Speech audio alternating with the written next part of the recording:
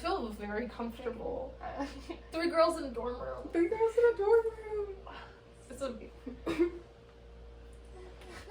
Athena's beautiful. This is the title of the out. podcast. We don't have a title for the podcast. 3 girls, 1 door. No. 3 girls, 1 book. 3 girls, 1 book. But 3 girls, 1 book, 1 movie. 3 girls, 1 intellectual property. Working title. Yeah. Inserted here over my face when we come up with one. Okay, Good? You want it to Good. be over your face? Thank you. Okay, it's fine. I'm editing it, so Okay. good. Good. Very, very first chapter. Of The Hunger Games, The Ballad of Songbirds and Snakes by Suzanne Collins. And none of us have seen the movie yet. None of us have seen the movie. Fully booked. No movies yet, and I've none heard of a us little have bit read of the talk books. about the. I heard a little bit of talk about the movie, but nothing Okay. exciting. And you've heard the soundtrack. And I you've heard have- the soundtrack. I haven't heard the listened to full something soundtrack, but I've heard some of the soundtrack Okay. and not vibed with all of it. But some of it's because it's just Appalachia folk music, and I'm like, I love that for you guys, and I'm sure it'll be great in the movie. But I don't need to be on my own personally listening to Appalachian folk music. Of all the places you're from, not from Appalachia. You're not Appalachian. Sorry. Even a little bit. Oops. I have been sitting alone in a room and listening to Appalachian folk music. That's been bringing me joy. It Has failed us. At least we know how to read. That's true, we did read. Some do not. You listened. You didn't read. Are we sure you know how to read? Lee Michelle? Oh my gosh, oh my gosh, oh my gosh. Okay. You're right. Only pictures, no words. Edit, only pictures, no words. Okay. There's no title for the podcast. It's just it's 3 girls, 1 book. I know ticket. It's very There's no way for me important to prove that I can read now. Well, you can read because when we begin reading this, Grab me a book. you can begin by reading this.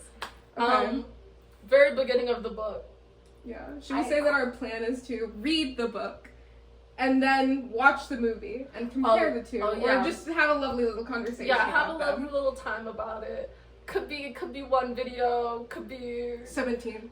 7 videos. Just maybe we do all of the Hunger Games. A lot of opinions about Katniss, and everybody loves to be like, she's such an unreliable narrator. I'm like, she's not that unreliable when She's you think medium about. unreliable because this is the thing, she adds her emotions to things, but she tells you them factually first. You told the world that you loved me before you spoke to me. Yes, for before real. I had ever heard about that from you. Let's be real clear. It's not crazy for me to be like, this white boy right here. No, Crazy when I was manipulative. reading it and she like shoves him immediately after he And does that he shit, I was confirms like, something. this is an overreaction. Fucking weird of him though. Yeah. It's very strange. I was telling Athena. Also, those are our names. This is Athena. This is Celeste. I am Nalani. It's real strange to be like, oh, he gave me, when I was starving this one time outside of his house, he gave me some bread. And I owe him forever. I'm gonna assume that he was in love with me about that. What? I think if that had happened to me, I would have been like, I believe that he's in love with me. Why the fuck would you be talking about that right now? Shut the fuck up. We're going into the arena. Yeah. Hello? Especially, I would also have to be talked down. They would have to be like, no, it makes you look more desirable for me to like cool down about it. No, it really would have done something so evil to me. Reading it, I like knew it happened because I know the general vibe of the Hunger Games, but I wasn't expecting it, and I was like, I'm gonna sit here for a second and just digest that. I was on a plane. I was like, Like, she's unprepared, and they were like, no, it's better because it seemed like you were like, oh my god, I can't believe he's in love with me. But what was really going through her head is, I can't look vulnerable or they're gonna fucking kill me. If I look vulnerable right now, like someone who has a little crush on you, it does mean that my sponsors will not sponsor me. I will get no food. The game, already crazy. I'm not rooting for you playing the game with me involved. I'm like, when we were in the district, I was like, I need to survive. I need my sister to survive. Right now, I'm going, I need to survive. I need my sister to survive. All I'm thinking about is surviving. What do you mean you're thinking about love, baby? What do you mean? Let me tell you before I fucking die. Like, there's nothing you can do about my death. We know that either you'll watch somebody else kill me, or you'll have to fucking kill me yourself. That's a distinct possibility. There's a Baby line girl. in Catching Fire that I highlighted, and it said, I can't she was like, I'm not thinking about kissing people right now. I'm only thinking about inciting a rebellion. And Yeah. I'm like, yeah, you have your priorities in order. Absolutely. That's enough of the original trilogy talk. Okay. Do you want to prove that you can read? I can prove that I'll read. Am I lying? There's a full page. Yes. Lovely. Okay, the first one is, hereby it is manifest that during the time men live without a common power to keep them all in awe, they are in that condition which is called war, and such a war as is of every man against every man. That does make sense now. It's about the chaos and control. Also, war, 2 R's and an E. Yes, war. Because it's from Thomas Hobbes of the I can't read! 1651. Oh my gosh, she can read! And you can even tell when something is spelled wrong. I can tell when it's spelled differently. This is crazy. Okay. The second one is, the state of nature has a law of nature to govern it, which obliges everyone. And reason, which is that law, teaches all mankind, who will but consult it, that being all equal and independent, no one ought to harm another in his life, health, liberty, or possessions. John Locke, Second Treatise of Government, 1689. There's a shit ton of quotes. Sorry, I said laptops you want to discuss? I think it's an interesting choice because it's where our democracy comes from, baby. Life, liberty, Pursuit of happiness. This is life, health, liberty, of possessions. Yeah. I think it's interesting because, of course, Panem is in North America. Yeah. It is us, and this is what we believe in. This is the foundation, I guess. Yeah. But I guess it's similar to the foundation that they're working. It's not. Wait. So it's not. It's the opposite of what Dr. Gall's the foundation. Yes. Her foundation. It's also interesting because the law, they're saying, teaches all mankind who will but consult it that being all equal and independent, no one ought to harm another. But they surely do not believe that all of mankind, because they don't even see the districts as mankind. Mm-hmm. It's true. Yeah. You know what I find really interesting? Sometimes it's hard to tell how pervasive the idea that none of the districts are properly human is. Because sometimes it's like, is it really just like some assholes, like the highest of the highest, who are like, capital people are the only real people left? Or are most people like, that's a human being, but we do need to step on them? Is it sort of like a modern day political ideology thing where they're like, for the purpose of the power I'm possessing, they need to not be people, but I know that they're people? Or are they sort of Coriolanus Snow core where they're going, that's an animal?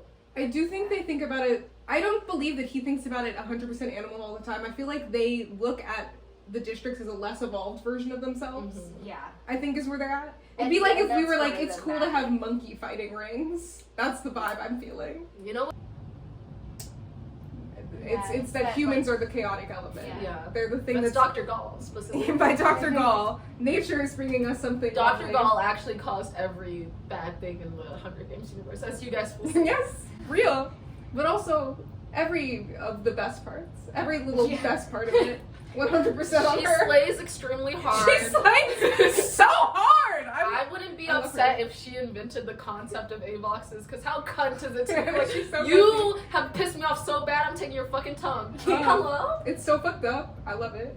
Yeah. She's everything to me. Okay, the last one. It's from Mary Shelley Frankenstein, 1818. Those people on their own, as society, are lovely and kind and virtuous. And the people in charge of them, the capital in charge of them, our government is what turns us so evil. That's not. I say cockpy. Society goes wild. He said poop cock like that. Cockpy. I've never heard that one. That's okay. Cockpy. I'm sorry. That's kind of better than I think it is, but it's okay. Okay, that was the end of the quotes. Part 1, the mentor. Yeah, okay. I think, so like, we begin, the reason there's no notes for so long is because this part is so boring. I know we have talked about how me and you didn't completely, we weren't in at the beginning, you were. I was in so immediately. The precarious nature of I need to project wealth. Every downfall of me and my existence still needs to have a reasonable, feasible excuse in this land of luxury. It needs to be that I am this pillar of the old guard and that nothing can take me down. But also I have to, the food. That's the big thing. It was, okay, I agree that in general, I was enjoying just the idea of him being like, I'm projecting this idea of myself as the snow. I'm always on top. I'm 100% of the time. I'm an old founding family. of Panem, I am like, you've talked about this a lot, and you're saying the same things. You're telling me the exact same things about the place that you live, and the cabbage that you eat, and the clothes your sister makes, over and over again, for a really long period of it. Yeah. And there's also part of my issue is, we're in his head, and being in his head, he's an egotistical boy, which is a good character choice. But I was like, we're barely hearing about the people around you. No one, I feel like, really appears as a background character other than Tigris and the Grand Man. Tigris. It's spelled like the Tigris River. And I've also heard it both ways. Yes. Not to be like I've heard it both ways. I've heard it both ways. I say Tigris, though. But I'm like, I feel like none of the other students appear as a background character until like chapter 6. Yeah. And that, I was just like, this is a really long time to be hearing about the same things that are happening in your life over and over again as a setup. Yeah, I think the world building was interesting because, I mean, number one, it's a prequel, so it's already building on stuff that we're assumed to already know. But I think, she did do the world building that, like, eventually, but I do think it was so interesting because it was like, we're focusing on this character who is only thinking about himself and how to rise further in the world that we're slowly realizing is around him, other than just him. We're magnifying glass on one ant carrying a crumb up and down. Fair. Yeah, it's okay. I still was bored. Yeah, no, I think that's also fair. I think it's fair. It's understandable. I was fucking with it. Tell me how you chew your food again, baby, so that people don't know you're poor. On the very second page, he mentions the idea that Tigris could be selling her body, and then is like, no. She would better for me not to think about it. He doesn't even necessarily say she would never. He's just kind of like, better for me not to think about it. What a spoiled little boy. What an inconsiderate, unbelievable asshole.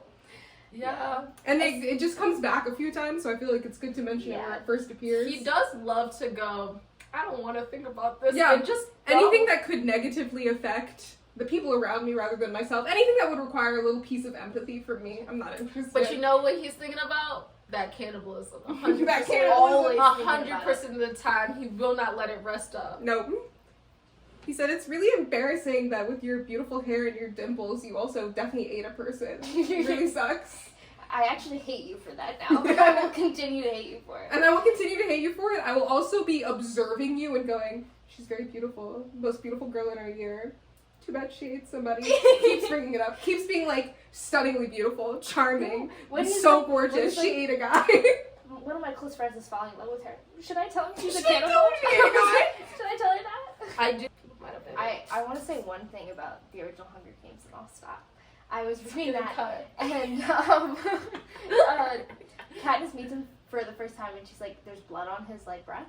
And I could only think about Tigris eating the raw meat. Yeah. I'm like, I don't think he's eating raw meat. He wouldn't have a reason to. But I'm like, it's just the same thing. It's just interesting to me. That is interesting. I'm so interested in Tigris and Snow's falling out. Yes. Because she said she was a stylist in the games for like... So there was a long period where they were still at least somewhat good. And even though she's like horrified by the game, she's like, I'll be a part of this if this allows me to be like a stylist. She does all these body modifications and she's like, and Snow threw me out when I wasn't pretty anymore. But so you didn't sever the interaction. Yeah. He did.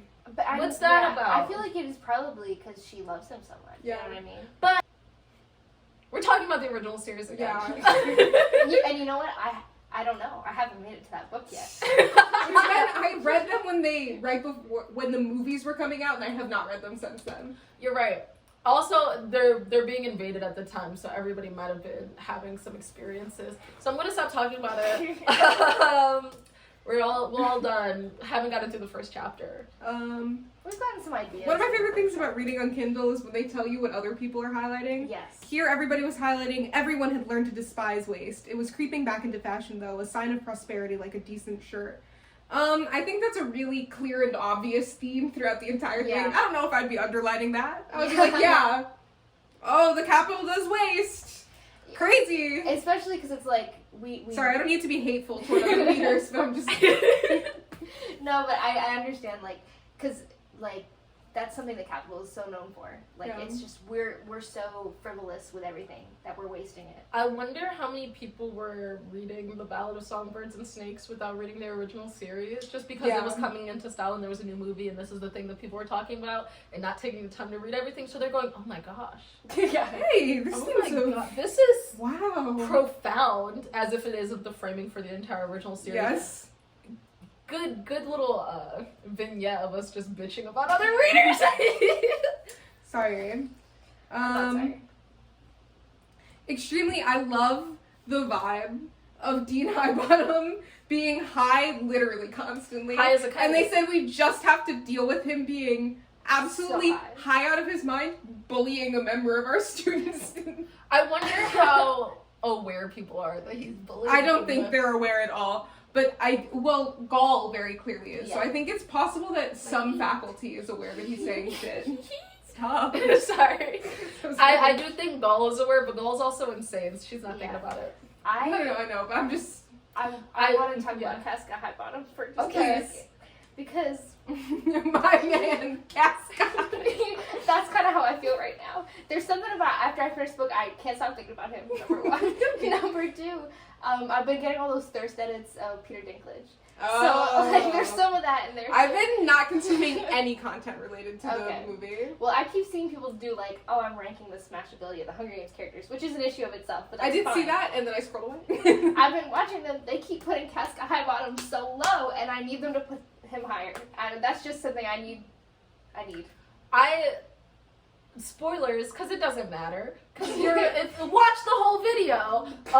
I think it's really funny because since I knew his vibe the entire, like, I came into it knowing that he's like, I regret the creation of this. I ended a friendship. So I knew that the whole time. So as he's being such an asshole to Snow, I'm like, you don't need to be doing this. I think it's incredibly funny that you are. I'm with you the whole time. I'm like, this isn't helpful. You being like an addict isn't helpful. It's very clear that you do not have the power to stop this, because you didn't even have the power to stop the Hunger Games from being created. Yeah. Especially, it's stated that it was like the idea was handed in years before it was even implemented. Yeah. And Gall implemented it without like his knowledge and was like, look, the creator. I think it's very funny, and I'm with him the whole time, and then he's like, I'll palm hundreds of dollars into Rachel Zegler, into Lucy Gray's hand. I was like, yeah, my man, bully this little kid. I do think it's a fun vibe. I will say, I know I put an annotation somewhere where I said he's on his Snape shit. I was like... and it's Sins of the Father, too. Yeah, I was like, is this necessary? But I was also like, he's on some Snape shit.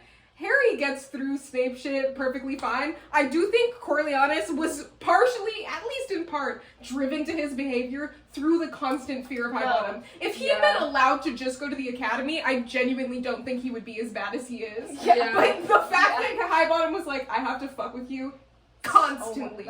You have no idea why. You don't know what you're being punished for. You are being punished. I think it made him worse. Sometimes, also, I love... all the way at the end of the book again, when Gall is like, yeah, I just wanted you to have a little field trip. I wanted you to be radicalized. If Dean Highbottom had just been like, bro, we don't need to kick you out. You made an interesting thing happen. Stay in the school. Is he an evil dictator? No, he just gets his little university. Like, do you know what I mean? I'm like, I feel like he just goes to school and is like, and now I can make a little bit of money somehow. Now I'm gonna be a lawyer or some shit. I may never see Lucy Gray again, but I only knew her for a month. I didn't feel like I lost everything and that there was no hope, and I didn't have to be around this traitor and afraid that I was gonna end up. Yes, because that's a huge part of it. He's like, this is the life of a revolutionary, the life of a rebel is too scary for me. Yes. I'm like, you're gonna make it significantly less scary. If he had just gotten to see the Covey singing and like occasionally had to Janice be like, bro, it's not cool. He was honestly, he was like so down to be like, I can just be a District 2 officer kind of. Because he also wasn't a fan of the Hunger Games until, like, he literally is consistently like, yeah, it's crazy that we treat them like this. We should have better treatment for the people in the Hunger Games. And in fact, the Hunger Games is crazy. Until he's like, everybody I know who's against the Hunger Games, worst person alive. Absolutely. In my life. Every single person who's like, the Hunger Games isn't moral, also is ruining my fucking life. Yeah. Dr. Gall is helping me out. Yeah. She's improving my chances of getting to the academy, and she thinks these people should die. Yeah. So maybe. No, I think it's so silly. I mean, I love Casca.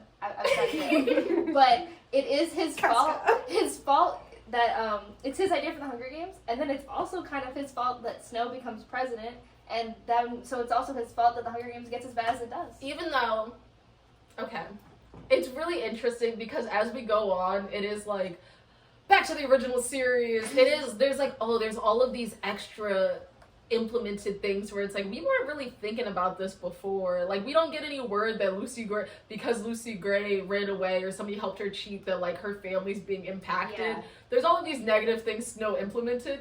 I wonder if at the beginning they're like, we're treating these bad people really well. Like we're feeding them now. Yeah. We're making sure they're clean. They're getting good doctors. Yeah. We're sponsoring them. There's a prize now. They say Mads is the 11th victor, and she got the first victory tour. And the first like food goes to you. The first food. There's a prize for the actual district that won. I don't know if she got a victory village. Shit was really looking up for like that first little thing, and then Snow's like, what if I keep. What if I've been president for 60 years and I've started trafficking them, even though I'm aware that she's maternal tigress. Yeah. I'm aware that somebody trafficked themselves to keep me alive. What if I'm trafficking these districts? These Especially victors. I think I feel like trafficking and prostitution has brought up a lot in all of the Hunger Games, but in this book too, and he's always disgusted by it. Yeah. Yes. And It's always like, it's so disgusting that I can't even think about Yeah. it until I'm doing it for my own gain. And some of it, part of it, I wonder how much is actually Corio being like, and this is all a choice I personally made, but how much of it is just, he was like, I started hiring people that were evil. Yeah. And that really improved everything. because the profits went up. They were on my wavelength, and the reason my profits went down with Katniss was because Seneca Crane wasn't evil enough. Yeah.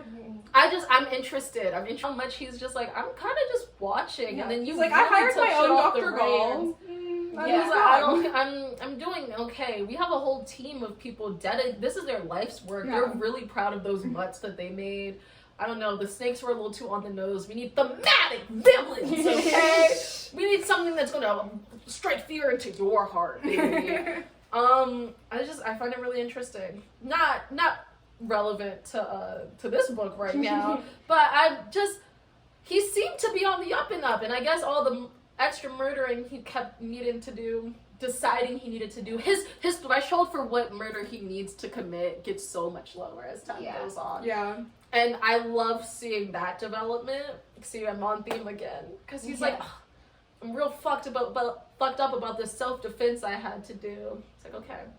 Yeah, and I think with so he's like, oh, I grew up in the middle of a war, so I've seen all this violence, and I've seen all the cannibalism and the heinousness. But then there is kind of like this, the Hunger Games is also viewed as something horrible and heinous that he doesn't necessarily want to add to or participate in. Yeah. So he's like, I'm seeing all of this fucked up shit, all the tortures they do to the district, to the tributes. We can talk about that in 1 second, but and then he's like, and I do need to kill Mayfair. I need to murder Mayfair right now. With a gun. And he's like, I'm not fucked up about that even a little bit. And then he's so not fucked up about Sejanus. he's like, I don't like a little bit fucked up, but he's fucked up mostly because he's scared for himself. Yeah, he's like, oh my gosh, the Jabberjays saying Ma was really sad and fucked up, and like that that's gonna be You're me. moving too far to the end. I know, but I was already at the end. You're bad. You're being I'm sorry, I'll cut this. I'll put it towards the end. We'll change it around. Censor yourself. But I'm like, by the time he's like, I would love to kill Lucy Gray right now. I think it'd be great for me if I could shoot her in the head. And then he's like, I really came up with such a good idea on how to kill Casca Highbottom. I did such a good job. Yes, you did. You did a great job. And he's like, poison's the way to go. This shit. Okay. Sorry. Taking us all the way back to chapter 3, I believe. How do we feel about Lucy Gray? Like, the first thing we see about Lucy Gray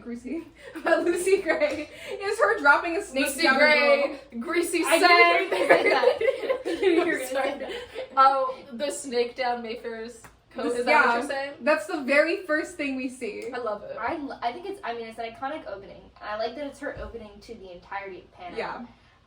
And I think, like, we don't see her. I mean, we see her commit violence in the games, Mm-hmm. but she isn't really involved all that much. But I think there's very few moments where she's not doing something like, either directly right now, I need to do this to you. There's no premeditation whatsoever, or this was an accident. Yeah. But there's a sense of kind of that she has this capacity to commit violence that we get like the first time we meet her, and I think it is kind of integral to.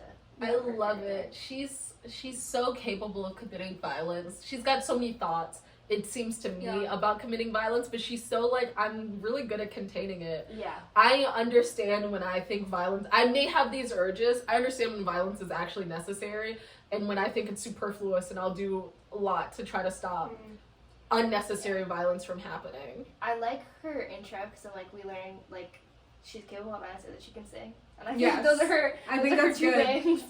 I think with the violence specifically, I think it's interesting because I don't remember exactly where we find out that this is a revenge plot, but I felt like when I was reading it, I kind of immediately was like, clearly that girl did something to her. Yeah. And I do think it really cast an interesting light over Lucy Gray as a person, to be like, she's doing this revenge against another girl. We have no idea why. Yeah. Girl on girl violence. I love, because for all intents and woman. purposes, this is like her last autonomous act. Yeah. And she was like, I would like for it to be violent. And I'm really happy about that. She's not like, I need to sob and hug my friend. She's like, I need to commit some revenge and immediately start performing. I need to turn. She's similar to PETA, where she's like, we're performing, baby. Yes, the second I'm in front, I know those cameras are on me. Baby, these are the games. Let's play.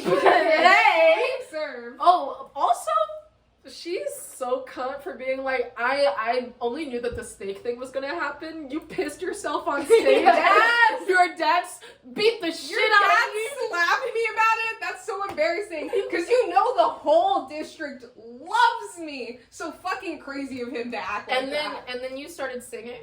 Yes. and then I said, I'm singing and I'm bringing you into it. What is that man's name? I forgot what it is. What's that man's? No. Let me see. No, her fellow tribute. Cece. No. Oh, yes.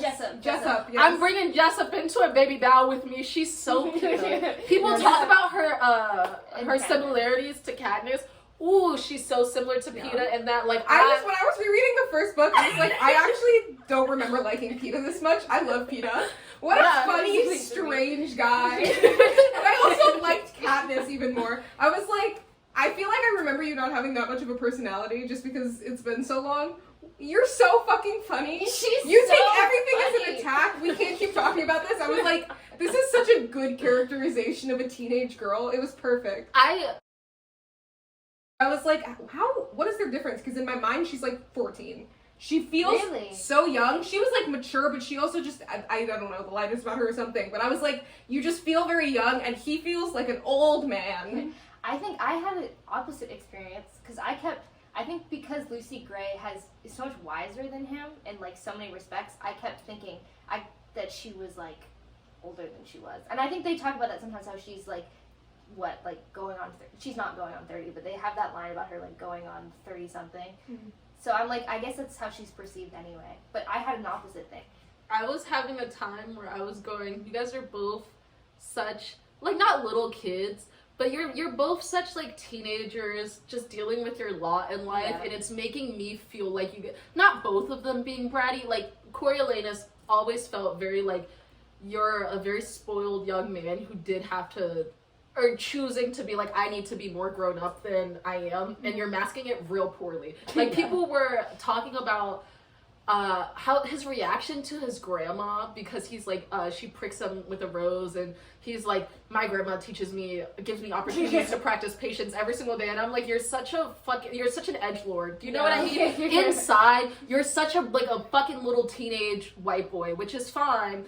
Lucy, she so gives, like, being older is the personification of who I am. She's so appalled at all of this violence, though, that I'm like, the war just happened. Yeah. Like, it's almost... Yeah, I never really felt like Lucy was significantly older than she was meant to be, because I was just like, she does seem like, obviously she has to take care of herself, and she's perfectly capable of doing that. There were so many moments that I was like, they're giving you these moments of connection that you really only ever see between children, being children together. That I was like, it's the same way I felt about Rue, but of course Rue is a 12-year-old. Yeah. But I was just like, it's the quietness and the playfulness that in this world is attributed really only to children. Really. But I did just want to take a moment to point out our very first song we get from her, which is Nothing You Can Take From Me Ever Was Worth Keeping. What a lovely song to begin. You said, you're going to take everything from me. You're sending me to the Capitol. You will take my life from me. Anything you could have taken from me, I didn't fucking need it. Yeah. Fuck you all. I love it. Yeah. What a great intro song. Very good. I loved most of her songs, and I'm going to make us talk about any of them that I see. It's great. Okay. My first annotation. Oh, wait. We're not going to my first annotation because it's after Arachne's death. And we got to talk about, first, him meeting them and falling into the monkey pit. I was like... that's a level of you're a spoiled little kid who's just sort of assuming things are going to work out for you. Because what was your plan? What was even a little bit your plan here? You said, I'm going to wait at this tree. I got scared. I got spooked by this Casca High-Bottomist, like, you poor little bitch, right? Yeah. And he's like, I got to set myself apart. Crazy impulsive take. What are you even doing? What are you doing? Okay, I understand waiting at the train station. You aren't putting yourself in direct danger. And then he's like, I'm gonna get on the train. Yes, where he was like, that was really a moment where you feel how young he is, because he was like, I need to prove myself to these people. And I was like, number one, to you they're not people, so no reason to prove yourself to them. Number two, what a fucking idiot. No, I'm not getting onto the train with all these violent people who are larger and more desperate than me. He's also so rattled by so many of the little things that Lucy Gray does. Yeah. He's like, oh my gosh, she doesn't think I'm useful. I have to prove myself. And I'm like, you little kid, you little boy. I know that you're going, she should only be performing in front of the cameras. Why she's performing to me? Why not? I don't know. You don't have to do any of this. You don't have to do any of this. And he puts himself in such a dangerous situation. Because he does. There are many moments where he's like, Lucy Gray's performing right now. How strange. Why is she doesn't need to do that before they super know each other. And I was like, you're also performing. You didn't come here because you really, truly care about Lucy Gray. You came here because you wanted people to notice that you did it. Yeah. It's this exact same vibe. It's so interesting how much he talks about her performing, because he's performing the entire book. And we're told specifically that he's performing the entire book. He's not... Like, anytime he's like, oh, I'm doing a thing, he's like, these are the reasons why, and it's because I want to be seen in this certain way. Yes. And I'm like, Lucy Gray's doing the same thing. Yes. Let's be clear. Yeah. So strange. Okay, and then they're all feeding. I love the first moments of characterization of Sejanus. I loved it. I loved meeting him. I was having my experience of reading the book improved immediately as Sejanus came into the background as an important background character.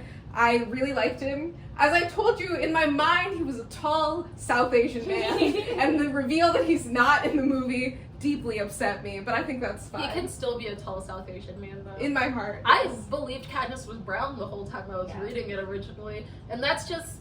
because I didn't know what olive tone was. I was gonna say, I had heard the term olive toned, and they make a real big deal out of it. Yeah, me and Gail looking exactly like olive toned. To me, olive tone always Middle Eastern, and Middle Eastern also just been Indian to me. So I went. We do not stand by that. We do not stand. As a child, I read it when I was like 8 years old. I wasn't super aware of white people. I didn't know what they had going on over there. I'm going, anybody's brown, everybody's brown. But yeah, I loved meeting. This is the first time that anybody else in the background begins coming into focus, is when the tributes appear. We meet Paulo and Dee Dee. Loved them. Yeah, big fans. Twins, right? Yes. Big fans. We see so little of them, but it's just enough. Like, it's real character, which I feel like we hadn't met before. I'm sad about them. They are quite sad. But I feel like we got to meet a lot of other people, and then we got a lot of characterization for Sejanus in this period of time where they're like, he's feeding him. Also, we now know that he like really lived in District 2. Yes. Yeah. Because there are a few moments where we're like, yeah, he's a district kid. He's not real. He's not a real member of the Capitol. But then we're like, no, he knows Marcus. He and Marcus know and remember each other. It was very recent that he lived in District 2. It's really significant that Marcus remembers him to me, because it's real easy to be like, no, I'm clinging on to this memory of like this person. They're like, no, everybody remembers the Plinths. nobody fucking likes them. Yeah. Everybody remembers what you Not did. only does everybody, like, hate you in general, this guy knows you on a personal level. You have a photo of him that you take with you when you get booted out from your home over here. Yeah. This is, like, an important relationship. Not, like, but important. Yeah. Important enough. Because Important they're enough. direct foils. Yes. It's like, this is who I could have become if we stayed in District 2. Yes. And it's kind of, like, he doesn't want to be a part of the Hunger Games, but I think in his soul a little bit, he wants to be. He said we're the same age. Yes. Yeah. We're the same. Marcus should be able to survive. I should be in the games. I should have to deal with whatever Marcus had. We're one and the same. Let me feed you. It's my mom's food. Yeah, it's my mother's food from District 2, as you would recall so well. Because you were just there. Because you were just there. How's everything? You know, how's your sister? How's your mom? Let's make some small Why talk. won't you talk to me? Why won't you eat the food, please? Yeah. I liked we get to see Coriolanus will really take advantage of any situation. He said, Sejanus is bringing food. I will be taking credit for that. I will be taking credit for this experience. Yeah. And part of me is like, this is how you got saddled with Sejanus, really? Yeah. Like, you never wanted to have this relationship with him. It's your fault. Yeah. The whole time Corio's seething, being like, this is unfair. I'm not rich enough to bring them food. I can't do this by myself. And then as he gains power, he says, I'm going to implement it so that I never have to feel inferior because other people have money again. And I'm like, wow, you build such a pyramid around yourself. He did. He's incredible. What a guy. You should cry. And I did. Arachne playing with the sandwich. What an incredible allegory for the way the rich and the lower classes interact. If only we could kill them. Yeah. If only we had the knife. If only we had the knife. The pearl-handled knife. Yeah. Beautiful. Lucy's, she vomits, right? Yes. Yeah. Which, extremely understandable. Wow.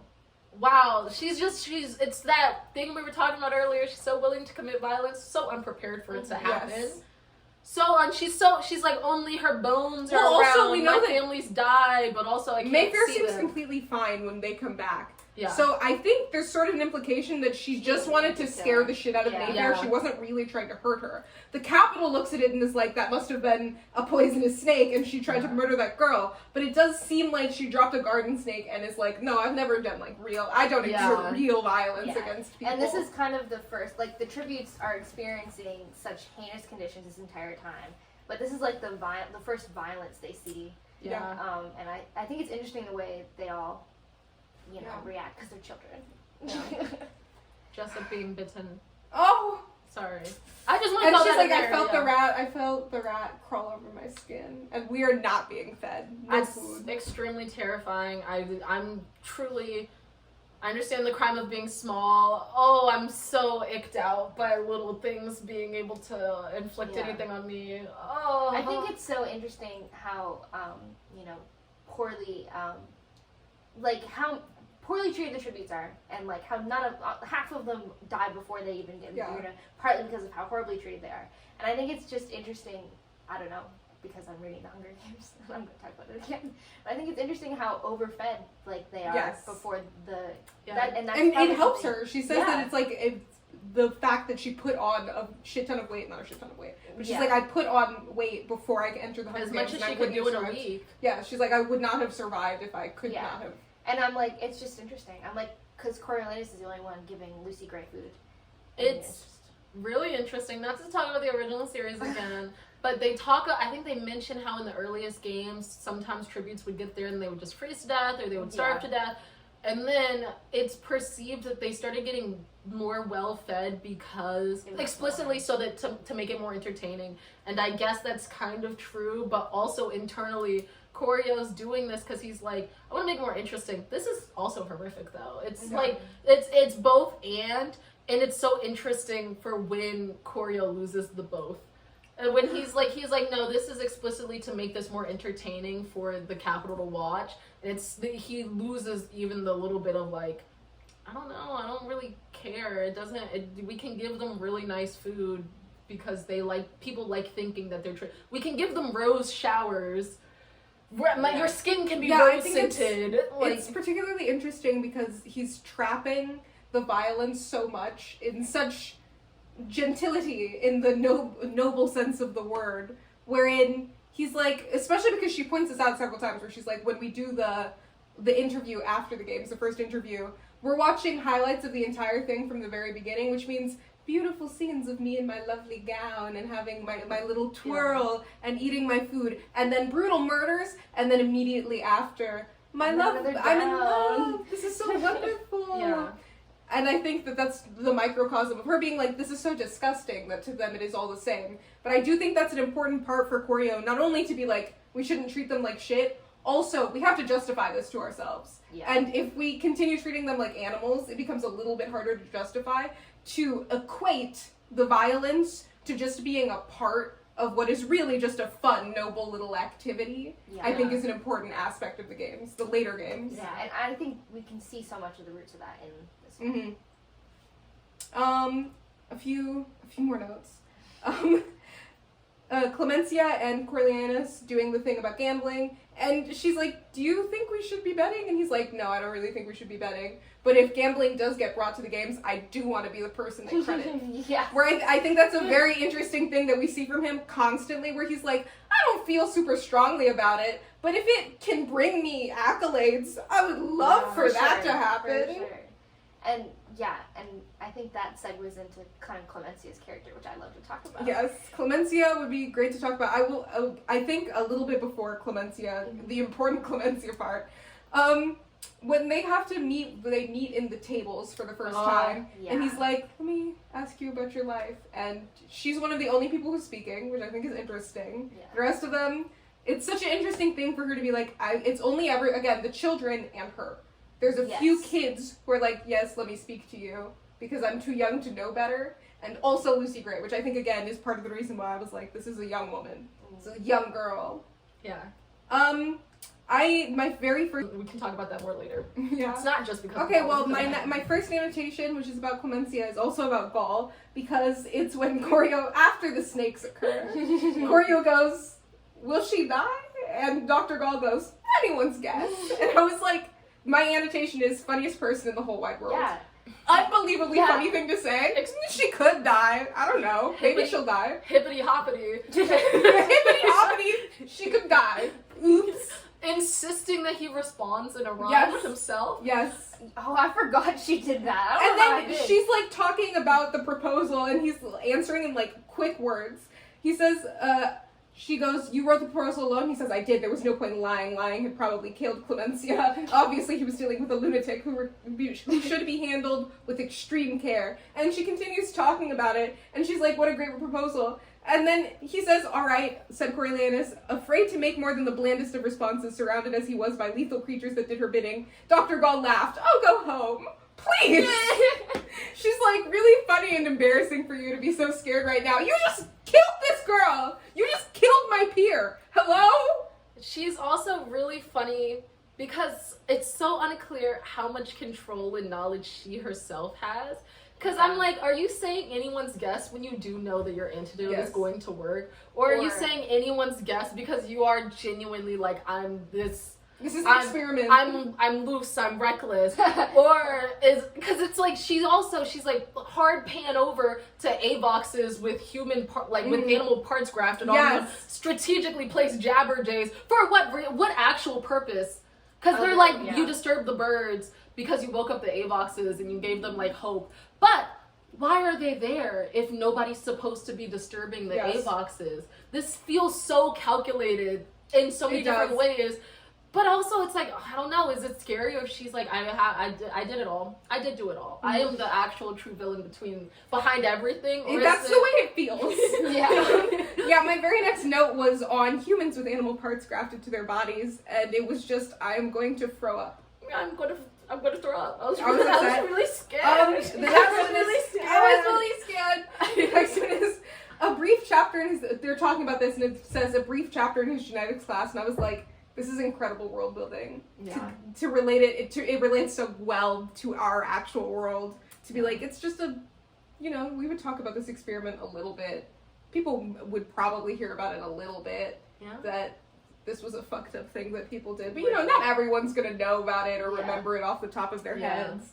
If I hadn't been reminded about it, I wouldn't have it wouldn't have been important to me that this should happen. It's like people learning about like ligers or mules and being like, yes. I don't know. No, because I don't think it's even, to me it's comparable to like, I don't know, the Nazis did human experiments. Yeah. And like we're anti the Nazis, but it's like, I couldn't name to you every It's the Tuskegee Project. Yeah, it's exactly, it feels exactly like Tuskegee, where I'm like, people would hear about it. But it's not like every person is hearing about it. It's not like it's something that we're dwelling on too much. Don't know. Despite how viscerally horrifying it is.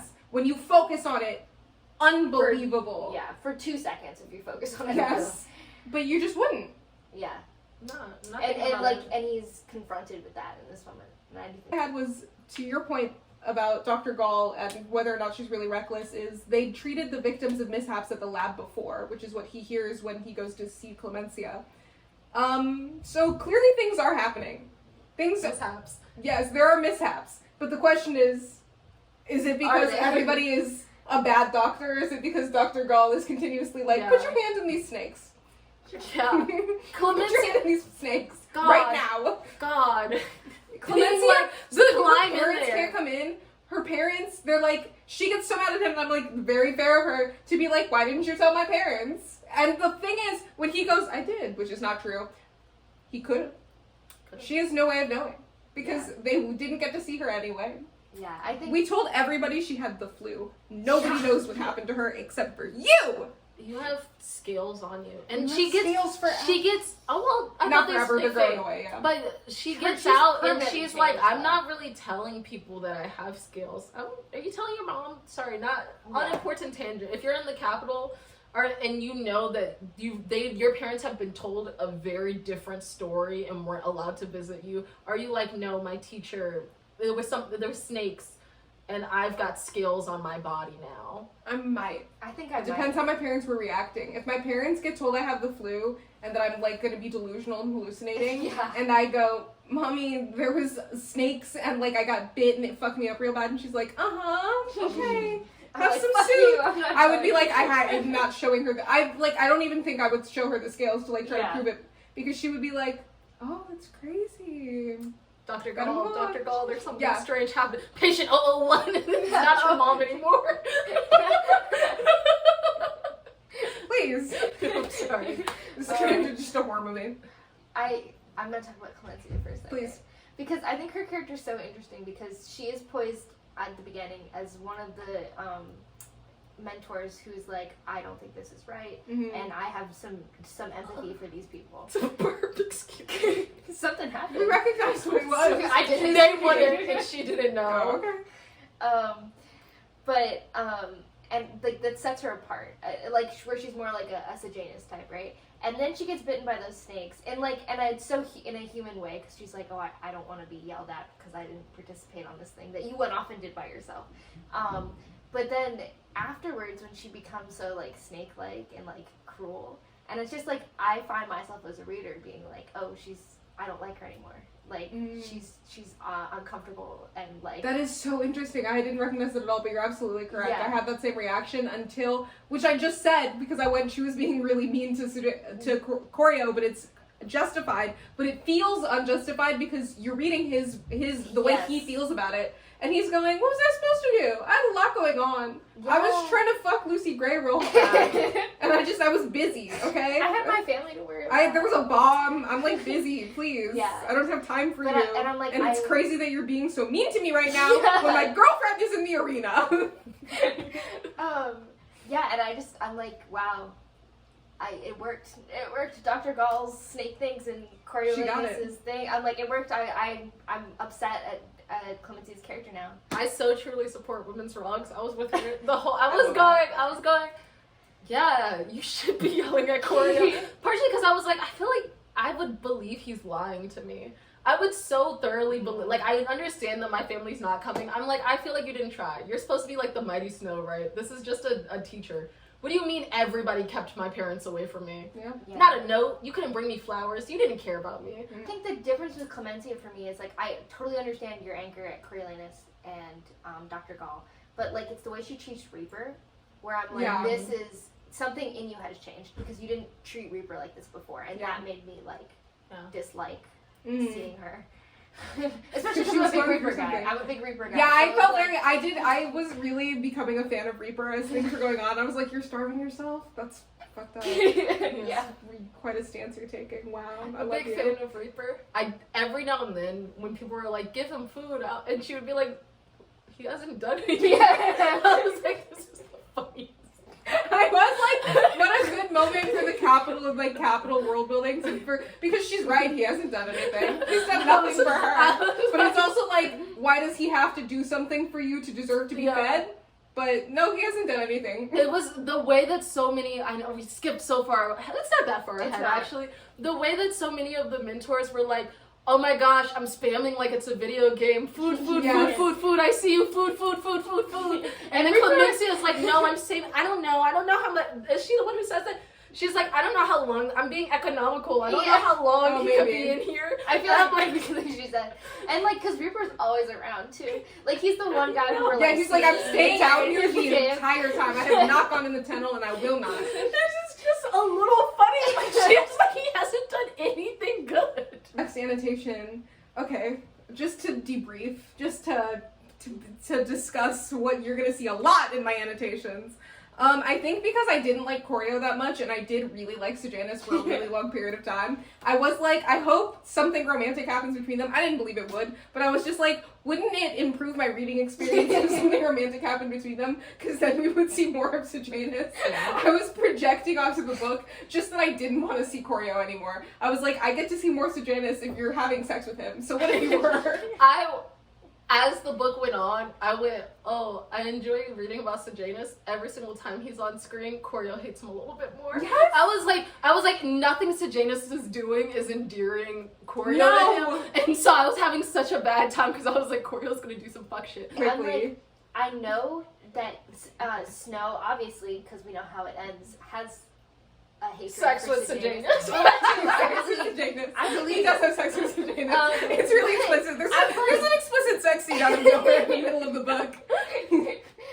I'm like, the amount that Coriolanus is always thinking about Sejanus. Yes. So I think it's really interesting because part of the reason I was able to constantly go, you want to fuck him, is because he shows up so often. He and Lucy Gray really work in tandem. And because he feels so romantically about Lucy Gray, there's a lot of moments where the things he's thinking about Sejanus are kind of the exact same thing he's thinking about Lucy Gray. I feel like we have to talk about that line later, that one line that stays in my heart and my head. We'll talk about it. I do want to say, there was moments where I was like, God, Sejanus is such a sympathizer. He always is going about it in the most public way possible. Yes. That I was like, you're really pushing Choreo. I think you're radicalizing him. It was so interesting because we're on Sejanus' side. We're like, this is the moral right thing to do. He's making everything worse. It shows us how naive he is. Yes. To be like, you have to be so naive and so privileged to feel that this is the correct way to be going about any of this. You get easily talked out of leaving the arena when you're reminded that this could have an impact on your mom. You never thought about that prior to entering the arena. You didn't have any thoughts about that. But it just, because Choreo is so explicitly egotistical and narcissistic and focused on himself, it was really interesting to compare him with Sejanus, who I was going, you care deeply, you're very empathetic, you're doing it in the most egotistical way possible, though. Yeah. Like, it's so interesting because does Choreo truly care about that many people? I don't know. But he is constantly going, this is how this would affect my grandma. This is how it would affect my legacy. This is how it will affect Tigris. Blah, blah, blah, blah, blah. I will make this choice and this choice and this choice because this is explicitly how it will affect another person. And while sometimes internally he's going like, and that other person is useful to me, or I want to fuck Lucy Gray so bad, or blah, blah, blah, blah, blah. He is going, I know my actions have an effect on other people. So Janus is like, what if I publicly stormed out? What if I showed up with 1,000,000 sandwiches, and then I'm just here getting rejected by the tributes? Yeah. What if, like, there's all of these things where Sejanus is like, this is the correct thing to do. And we're going, yeah, you're right, this is the correct thing to do. And then he's like, what if I was going about this in the least thought out way possible? And Corio's going, you dumb bitch. and he's going, rebels must all be dumb. Being a district sympathizer must make you so stupid. Yeah. And I'm going, please. He's like, I guess the only way to be a revolutionary, to be on the side of the districts, is to be doing it in the most aggressive, obvious, harmful to myself, harmful to the people around me way. That's the only way I've seen anyone do. Next, being Gaius Breen. I didn't tell you guys this joke. It's just descendant of the incomparable Neil Breen, which is for all my Curtis Connor heads out there. They only get vets. I think, so I'm like, they're treated as animals the entire time, so purposely, with the veterinarian and the zoo. And it's just like, so I'm like, yes, we're like, these people are animals, and that's why the justification for sending them into the Hunger Games. Yes.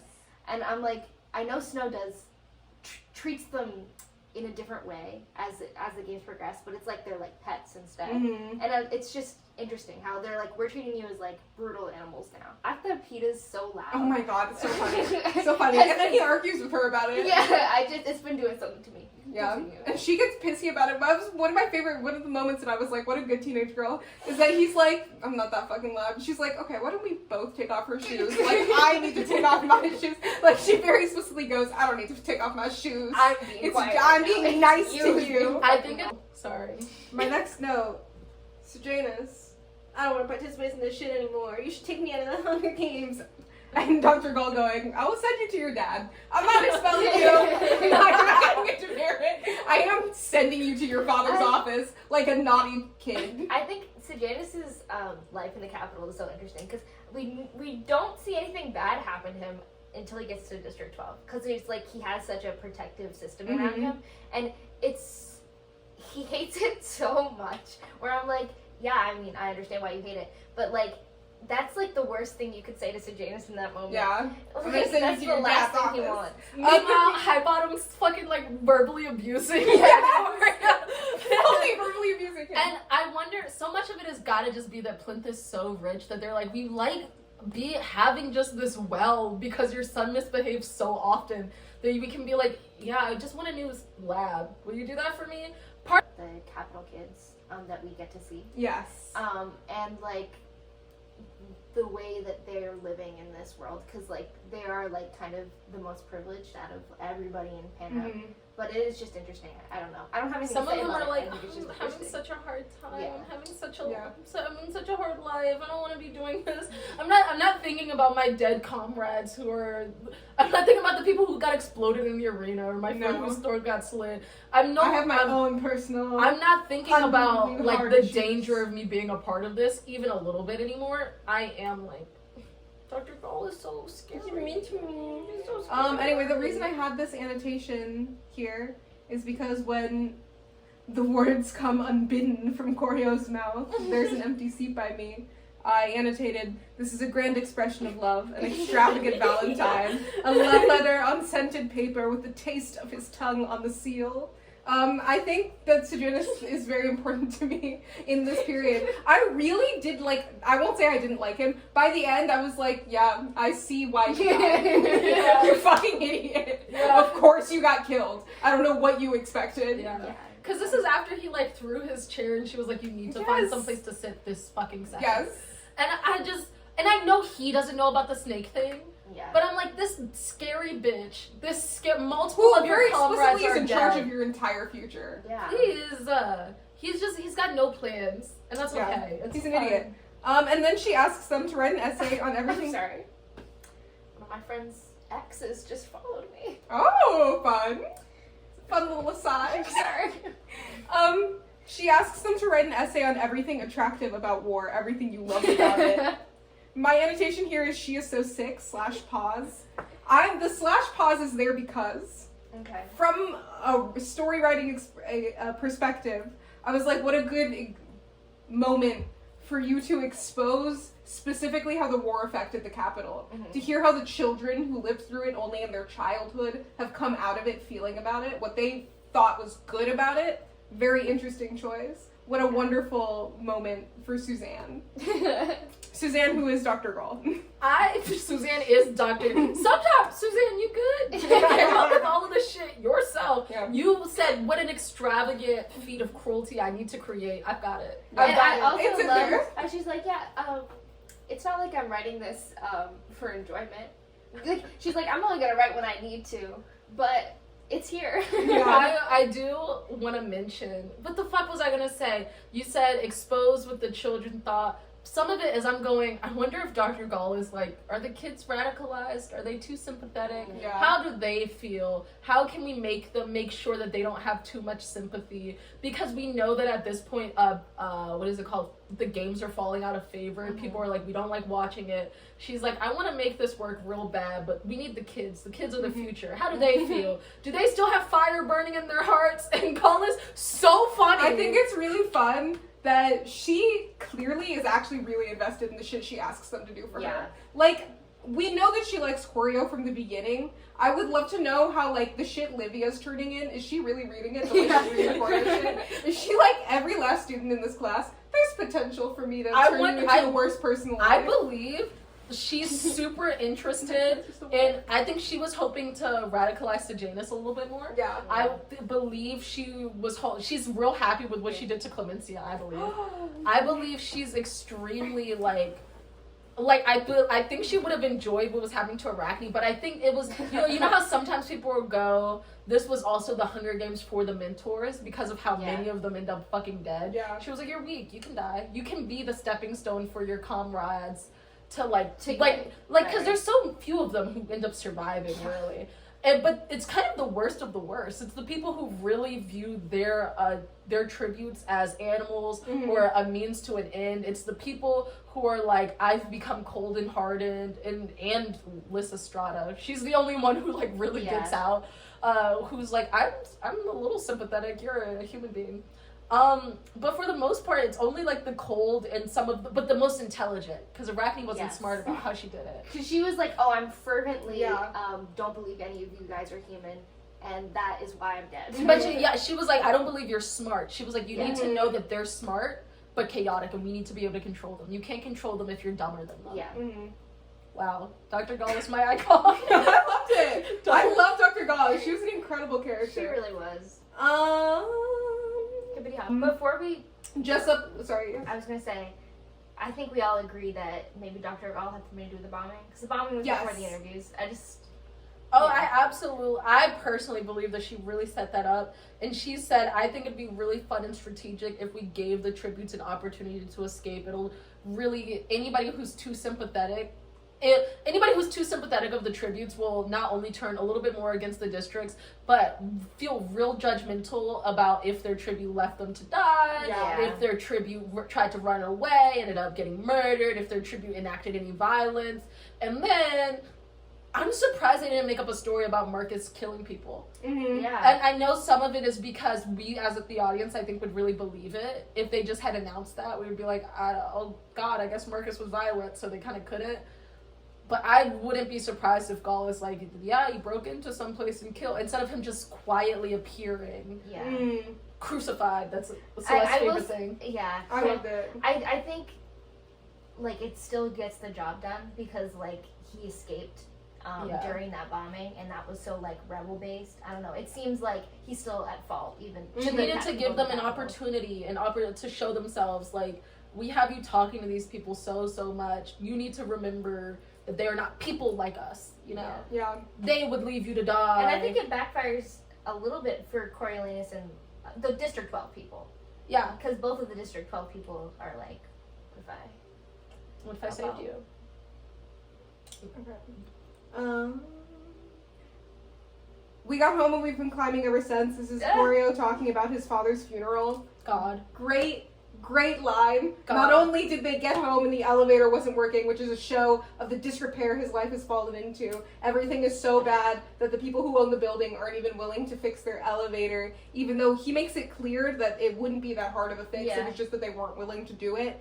And also, we got home, we fell in status. We've been climbing our way back up to Snow landing on top the entire time. I wrote, I love you, Suzanne, there. That was my annotation. When he refers to Lucy Gray's boyfriend before he knows anything about Billy Tope, he goes, loser of a boyfriend. I was like, shut the fuck up. You are the worst. I think the Ballad of Lucy Gray is so interesting. That's what I wanted to talk about. Because I'm like, this is her last, her last presentation to the people of Panem, and she's like, I'm gonna talk specifically to this guy who fucked me over, and I love it. but the audience loves it. Yeah, and the audience loves it too. I'm like, I understand. They love it so much. Because I think at this point she's still like, I'm gonna die in here. Yeah. And she's like, I would love to make my mark a little bit. Let me be a little memorable. Let me promote my art a little bit. Promote my art. Especially because the watching of the games isn't that like widespread. So Yeah. there's a chance Billy's not watching even a little bit. That the Covey isn't watching even a little bit. That nobody in they're 12 not able to, maybe. or right? not. They don't have like a standard TV just in there Yeah. necessarily. That plenty of people are like, what the fuck is she going on about right now? And she's like, I don't know. If you know, you know, baby. Yeah. You know. Sorry. And I think it's like, because she talks about I think she prides herself on being kind of mysterious. Yeah. And I guess that definitely adds to it. Yeah. Him giving Lucy Gray the compact, I thought was great. Partially because I feel like from now until the end of the games is when he's most radicalized, and you can see it in him choosing to give her the silver thing that is worth money and ornate and beautiful and important to him and a show of status, and keeping just the reminder of his mother, and then letting her use it as a murder weapon. Yes. Yeah. Tastes like bedtime. Sorry, I just love Tastes Like Bedtime. Oh god, well, there's so much in there. She goes, it smells lovely, like roses, and he goes, like roses, and she goes, like you. Please. Which leads us to my next annotation, which is when he goes to Tigris and he goes, I think she's fallen in love with me. To which I wrote, of course you would phrase it like that. Yes. Nothing to do with how you feel about her. She's fallen in love with you. I know the rose thing. This was written backwards. Do you know, she walked backwards? Something so evil and special to me about Rosa still being his thing for so long. And I know it doesn't just represent, this represents my mom and my family and blah, blah, blah, blah, blah. And also my status. And also I love that it covers the smell of blood. Lucy Gray a little bit. Just a little, she's in there. And I know he's not, going that she's in there. I'm like, she's in there. I'm like, she has, she's extremely pervasive, and she did wiggle her way into the fabric of who you are, into your fucking being, and I understand that you're going, she'll never be able to hurt you again, and I made you to know that every step you take in this world, you should be hurting. You should be red hot shoes that you walk on because of what you did to her. Yeah. It was really dramatic. Okay. Remember the exact circumstances. I can't read. Can't read. But I annotated where he says, a second-class citizen, human but bestial, smart perhaps, but not evolved, part of a shapeless mass of unfortunate, barbaric creatures that hovered on the periphery of his consciousness. Yeah. Incredible. What a guy.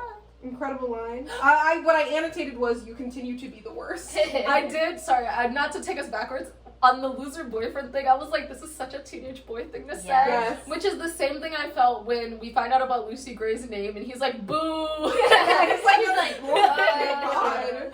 I thought this was going to be more cool. It's just so silly, and I know so many people are like, this is, oh my gosh, he sucks so bad. And I'm like, this is so many people's just high school boyfriends. Yeah. This is people's high school boyfriends before he enlisted in the army. Oh, L no. to you if this is your life, your truth. But I'm like, please, of course he's going, your loser boyfriend should have waited for me, should have remained untouched until you met me. And when she's like, oh, I had to sing for my supper and she had exchange my favors or something. Yeah, I give out kisses That's telling you what my charms, and he's like, prostitution? No. Let me not worry about it. Let me not worry about that. Classic man. He's like, I can't believe she would say that out loud to people. Alright, Anne of Green Gables. I'm Anne of Green Gables. And I'm in the one where she's married to Gilbert. And I forget what this lady's name is. And her name is like Cornelia or something like that. She's old and she's a misandrist. And the way she loves to express that something is negative, she loves to go just like a man. I won't say I think misandry is right. I would just say that sometimes it feels right. She's really special to me because she loves to be like, I'll love to defend a woman. And it's fun and she's good and she's wonderful about it just like a man. And that's how I felt, and I'll keep saying it for the rest of this video. I think you should say it for the rest of your life. When Sejanus first goes into the arena, nobody is sure what he's gone off to do. And Ma Plinth comes to visit them, and she goes, no, you're his only friend. And Corio immediately thinks, how sad to have no friends. He thinks I'm just like a man. And then, immediately after he has these thoughts, he says, if he'd wanted company, I think he'd have come to me first. He said, really embarrassing, you have no friends. I know that I'm your best friend. And I'm also telling your mom that you would have come to me first. then I would have been here. I think it's so funny because sometimes that is how it is in life. Sometimes you're like, I know that I'm the closest thing you have in this mortal life. Don't want to be that way. And I know so many people are like, he's so evil about it. I'm like, this is so much trouble. So for me, they're good for each other. Until the third part of the book, I was like, I don't understand why everybody is saying that they're best friends and they're in love with each other. Because I was like, I get that they think about each other a lot, but he's like, really annoyed by him a lot of the time. Then I read part 3 and I was like, oh. Yeah. But also because we understand him to be annoyed, we also understand that because he's performing constantly, he has constantly been like, I would love to make the best of this. Yes. And it does make me look good if I'm aligning myself with Sejanus and doing it in a way where I'm like, no, I'm just, this rich guy and I are friends. I'm just really cool and good to my tribute. Yeah, but I think after reading part 3, looking at the rest of the book, I'm like, oh, no, like, you did directly benefit from this relationship, and I think you were putting energy into it. I think you just kept telling yourself that you hate Sejanus so much. No, because when he goes, you can sit next to me, he's like, why the fuck would I say that? I'm like, but you did. It's really fun and silly, and when they're in District 12 together, I am like, you guys are best friends. And it's one of those things where I do think Corio would have been like, anything would make this the best. Like just anything that benefits me, anybody who cares about me even a little bit, anybody who knows that I'm intelligent could be my best friend. But it's Sejanus, because you love him. You're in love. Dr. Gall being an obstetrician, incredible imagery. She used to be so involved in life. In the beginning of the world, she was always deeply involved with children and people's care for their children, and then she's killing the children. This is dark. An obstetrician has so much opportunity to enact violence on mother and child, though. Like, I wonder if every now and then she delivered a baby where it was like, too many, like hair lip, or like missing too many fingers, or something. You might as well get rid of this one. Or if she was like, I think it's better to be doing C-sections. I think they're more fun for me to be performing. Yeah. Like, I'm always so interested. Because these are abuses of power you're able to enact now, and like, honestly, under the purview of anyone. But some of it is, I'm like, were you enjoying pain super heavily? Were you insisting that people labor on their back instead? Were you depriving people of food? Were you doing husband stitches? There's so many questions about Dr. Gall, and she's just very important to me. My next point, Gall is radicalizing him the opposite way, because I was telling you about I missed the beginning of it. Celeste is looking at text messages that she sent me while she was on the plane consuming this. So there are no actual, there's no pagination, there's no chapter. It is just kind of in order, hopefully. Yeah, so I was very interested by the Covey and the idea of them not belonging to districts, and then him using that to be like, no, they're basically capital because they don't belong to a district. Very interesting experience. I liked it, but I did have many more questions about the Covey, which vaguely get answered later. But by the time we meet Katniss, and Katniss knows many of these same songs, there's no Covey at all, and the woods are closed off to the people, which I think is very interesting, because they also still talk about escaping to the north, I think, and I was like, they've been fully assimilated. Snow is like, we can't have people that are between district. Either you are human or you're not. I have something really interesting. Like, at first I wasn't super interested in how, and like, not a part of the district the Covey thinks they are, because I think it undermines the exception that Snow is giving himself a little bit. It makes it feel like he's not committing so much hypocrisy, because it is like, by their own definition, by the Capitol's definition, by everyone's definition, you're not exactly district, and you're being like, I don't really belong here, so it's much easier for him to reconcile it. And I wish he had to have more dissonance about it. But I'm also like, I think it's really interesting because it represents how much the cruelty in the world has developed, because it is like, this song is still a part of it, but the culture this is from no longer can be. And the music, there's not enough people who are happy and satiated in District 12 to even be making more songs, so we only have these ones, and they're like the saddest ones. It's all very interesting, so I have mixed feelings about the Covey as anti-district. Also, sometimes I see people being like, seam girls get it right, and I'm like, by her own definition, she's not a seam girl, so stop, don't call her that. Like, not really. It's not strong like that. Like, it doesn't really matter. And we don't know if both of her parents were Covey or if they were like, this is a way of life. It's like you can be a hippie, but you don't have to racially be a hippie. But I just... Well, we were discussing the comparison of them and other travelers. Yeah. And I was saying, I think it's interesting because they're really not tied to an ethnic group. They're just saying, we're besties. Yeah. And, like, there's different familiar relationships between them that we're like, oh, yeah, we're calling ourselves cousins, but, like... Yeah, we're actually siblings. But also, we're all family. We all fuck. Not fuck. Sorry. I was like, okay, maybe. We're all family. We're aware of the actual family dynamics, but also, if you want to be around those people, like you can fuck Billy Tope if you want. Yeah. I don't know why you want to. Like, I don't know. My next point, Marcus strung up, as you said. Crazy. Me when Jesus imagery.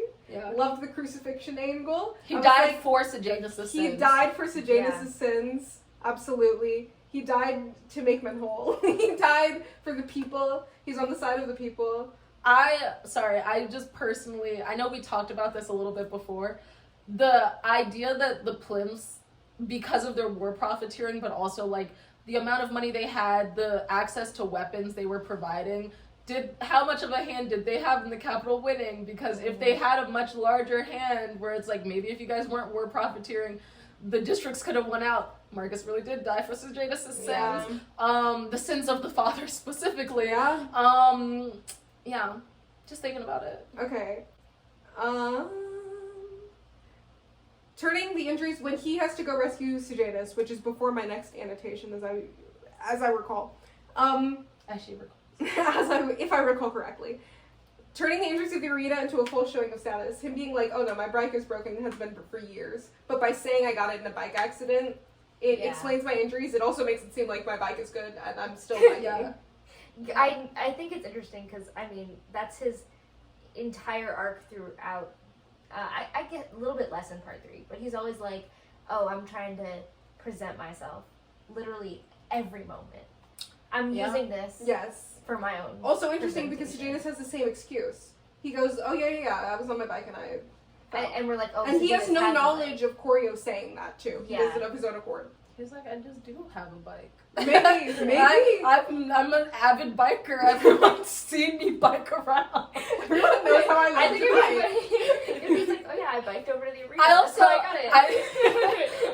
I think it's really funny because we know that the Plimps have a driver. I see Sejanus being like, I don't want your fucking driver. I don't want a driver. I don't want to be in the fucking limo. Blah blah blah blah blah. I don't want to be driven around. My own 2 wheels. My body will carry me like it would have in the district. Wow. He's like, I'm a biker.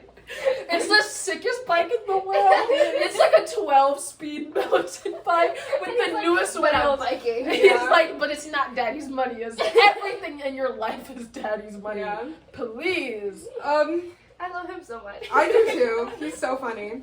We get so little info about Iphigenia, but what a special little morsel of world building for her father to be the head of agriculture and her to go, I'm starving myself. Fathers in this are not to be trusted. Absolutely under no circumstances to be trusted. What does Dr. Gall think of Iphigenia? I want to know so badly if Dr. Gall was reading Iphigenia's thing and being like, and maybe her thing is like, I really loved that war deprived my father of his power or some shit like that. Some extremely edgy, like kind of dark, like I loved that my dad he was sad all the time and he didn't have as much power over me. And I didn't have to eat his fuck-ass food because nobody had any food. And Dr. Gall was like, are the kids really going to overthrow what we only have had for 10 years? Yeah. Are they going to sympathize too heavily with the districts? Because Iphigenia, like, I don't even remember, does she even care about, like, how much... I don't recall. No, she's kind of like flippant during like when her tribute died. She's like, well... Yeah, she's like, well, I lost, that sucks. Like, so it's the disinterest, I think, because she's not interested in the prize. She's not super. You're a human being, but she's like, I think enough of the capital is disgusting, or like my dad. Right. I think because Gall is like, for the Hunger Games to survive, we need people not first off to not resonate with the district kids, but also to be fervently against them, so that we can actually continue this. Yes. Just real interesting. Oh, Iphigenia, my love. Jessup having rabies. Somebody earlier, there's a reference to tuberculosis. Somebody has tuberculosis? Dill has tuberculosis. I was just loving the use of illnesses. I thought it was great that tuberculosis is something that's not really common in America anymore. Like, in first world countries. Or rabies. Yes. It's really not something that people get anymore. It's very much contained to other less developed countries. And to say that it's returning and it is really posing a threat to the point that everybody recognizes that this is probably tuberculosis immediately is really interesting. How far they've fallen. It's like when Washington kept getting polio. Because they're different reasons. But I am like, wow. I felt like the ending of times for a little while. Yeah. I was like, what do you mean you guys got polio coming back? Yeah. We're gonna start throwing around leprosy. I think some places have leprosy. Yeah. Yeah. Measles was making a comeback somewhere. Measles was making a comeback. In America, yeah. Sometimes people are getting chicken pox. And vaccinate your kids. Vaccinate your kids. But there was a while where everybody was like, Ebola seems scary, but it's Zika. Not actually like a problem here. It's a problem over there. And then it was like, baby, we only know about it because it's in the States right now. Some person with Ebola came to my doctor's office. Wow. When we were the first person to contract Ebola from America was from Wisconsin. Wow. You're like, wow, should I get up? Sorry. Also, similar story with rabies, not something that's really common in America anymore, and it gets dealt with. I thought it was especially great because of this rabies is coming from the Capitol. Yes. It is, number one, it's something that you guys dealt with during the war. During the war, rabies was making a comeback, and we very quickly eradicated it in the Capitol. What do they say, 12, 13 people died from rabies, and then we were like, there's a vaccine program, nobody's ever getting rabies again, but it's still pervasive in the districts and also with animals in the Capitol. And because you were treating the tributes like animals. It's common there, and especially interesting that Jessup, nobody has rabies when they get there, Jessup gets it when he is in the Capitol from their animals. And then everybody's like, oh, he must have got it in the districts. Yes, I also thought it was interesting that we feel the effects of how the war was so recent, and we feel it here in how afraid everybody is of rabies, but at the same time, Lucky has no real idea how rabies spreads. Yeah. So it's like, you're afraid of the idea of it, but in practice, none of you really... Oh my gosh. The first time I cried in this book is Lysistrata shedding one tear for Jessup. I was like, so sad. The second cry was Lucy Gray soothing him as he died. There's so much real cruelty in the world that lingering, you gotta let it linger. Lingering on fictional cruelty is so dramatic. But this fictional cruelty is so so realistic. So connected. It's so connected. It's so realistic. There's things right this second where people are like, we would love to dehumanize these other children and people. My next note's still about Jessup dying. When they go, what did you want us to know about Jessup? And Lysistrata goes, he saved me when the bombs went off. He's really important to me. Oh, he was like, he's strong and dependable. And Lucky goes, like a dog, and she goes, no, like a human. I just talked about media literacy. That's very important. Really ties into the thing that's happening where they were like, Israel's releasing, like, women and children versus females and teenagers. Are you kidding me? In comparison, Palestine's females and teenagers in comparison to Israel's women and children. Just to take us wildly away from there, finally a snow pun. Lucky is talking to him, and he goes, District 12's got snow, and then he's speaking for the bird, and the bird goes, snow in the summer? And he goes, Corleone's snow! And I was like, oh, we haven't really heard a snow pun yet. That's happening. I love a pun. I was waiting the whole time for a better snow joke than snow lands on top, and I got it. Does High Bottom actually say snow is falling? Yes! That's my first annotation after, so we have to wait one moment to get there. The flag over the bodies and Capitol citizens only caring about the flag being cut. Yes. Crazy moment. And I'm like, Suzanne, patriotism. Reaper is such a real bitch. Yes, though. I loved every moment of part Reaper of in the it. arena. And I loved him right before when he goes, I'm sorry I'll have to kill you guys in the arena. And then he's like, no. I will be mourning for you. I still have. Like, is that an actual quote from him? No, that's other people. Other people just yeah. say that he said that. I was talking about that to somebody, being like, I wonder if he said some shit like, I was like, I'm sorry if. I wonder if he was like, I'm sorry you guys are all gonna have to die, and people were like, he's threatening to murder us. Yeah. And he's like, no guys, He's gonna kill us. I'm going to make such a political message in everybody's honors. But also, what a guy. Do you like? He's so phenomenal because he is like, I'm going to craft the most beautiful morgue. Did you have a plan to do this? You didn't know that this flag was going to be here. Were you just going to collect the bodies anyway? Did you after you saw your comrades get tortured out of some things that they had no control over, did you go, I have to make my death mean something even though I know I'm going to die because I refuse to be a victor in this world? Did you plan on maybe being a victor? Were you like, if I win, I'm going to commit suicide? Oh, I need him biblically. I need to be in his head. I want to know everything of what he's thinking. I need him biblically as in he's the Holy Ghost. I need to feel his spirit. As Marcus is Jesus. Because the Holy Ghost. Perfect. Yeah. I would love to speak on Woofy, because people keep using that fucking Scream Queens audio, being like, newsflash, dipshit, rat poison only kills rats because they don't have a gag reflex. If a human was to ingest it, they would immediately pick it all up. And I'm like, guys, just so we're super clear, this is the future. What if we just say the rat poison? Yeah. Better rat poison that kills many things. Generally just poison. Also, because like they were trying to keep the rats out, but also isn't it something bigger than a rat bit Jessup? A raccoon. Yeah, so like there's other So there's other shit. I'm sure that poison's like for all. Yeah, let's just be super clear. They just got out of a war and they regularly are genetically modifying plenty of shit. They made snakes that'll give you scales if you survive them. Change everything about you. When you think they can't find a rat poison a human won't puke up, let's be so fucking for real right now. Please! I'm sorry, it was making me mad because I keep seeing people with that same take and I'm like, I know you think you're the funniest person in the world by being like, Wovey died of natural causes actually. I don't think you're funny at all. It also kind of doesn't matter. If she died of natural causes, it still weighs on Lucy Gray's consciousness the same way. Yeah.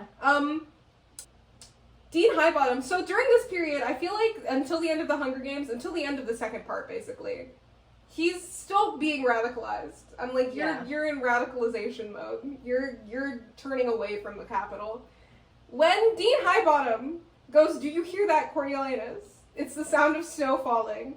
I was like, what the fuck, man? It's so funny. That is so funny. I'm like, what a wonderful thing. You're like, I have ruined this child's life. Please. What if I threw a little pun? What if I threw a little pun? I love he's so high so often, and like Morphling is supposed to make you like numb. He's like, I still have enough feeling. Enough joy to do this shit. It's so funny. It's just... He's a peacekeeper now. He cheats for Lucy Gray. He gets called out on it. That's the sound of snow falling. I'm really happy with all of the cheating that he does. Yeah. Especially, I don't know if Highbottom was aware of Gaul being like, you have to go into the arena right now. That's not... Let that man die. Like you're just not so... I don't believe you're supposed to be doing that either. They're playing real fast and loose with a lot of things, and which is like, fun. The rules aren't super established. Yeah. Like, which is... I know that's the point, but so it's so interesting for Highbottom to be like, look at all this evidence we have. I love that person who was like, this is my handkerchief. This is shout out to them. Shout out to them. You almost got away with it. I was like, wow. Almost got away with it. I wonder if Gaul was mad. I will say, when I first read, "Do you hear that, Coriolanus? It's the sound of snow falling," my annotation there was actually, incredible asshole and very funny. I was like, you're such an asshole. So funny. Like, the way I have fondness for Gaul, I was like, I do love Dean Highbottom. He's so funny for that. I think it's so interesting that the Snow is like, oh, do I want to be like my mother? Do I want to be like my father? And it's like, he's like, oh, I loved my mother, but she was naive. Mm-hmm. And he's like, and I hated my father, but he was powerful. Yeah. And it's just like, I want power. I think it's so interesting. And then at the end where he's like, oh, I'm in power now. And like, I don't know. Yeah. It's just interesting that Highbottom the entire time is like, I see your father in you. And he's like, I'm trying to be like my mother. Yeah, he's like, I'm so actively not trying to be like my father. Please. I still think even if High Bottom saw that there was some evil in Snow, I think... It's too much. No, I mean, like, I think it would still have been the correct decision for him to take him under his wing. Yeah. High Bottom's still making a mistake by alienating absolutely. Snow. High Bottom is a really interesting character because I do like a lot of what he does, and I think I'm on his side. And at the same time, I'm like, no, you made so many mistakes. Yes. You have acted so poorly. He's just doing drugs and being mean to it. The note when he's made it into District 12 and he's putting all his shit away, he takes a shower and he goes, the sudden absence of responsibility in his life, to his studies, his family, his very future, had sapped his strengths.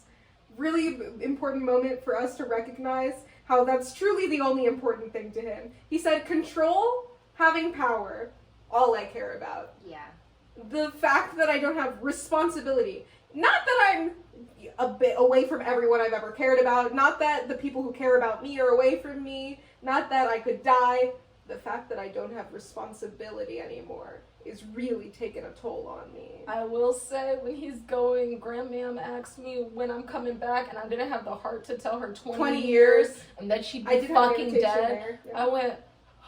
it just did something a little evil to me. An annotation there, and it's just, oh fuck. Because for all intents and purposes, I have a lot of opinions about America's prison industrial complex. Yeah.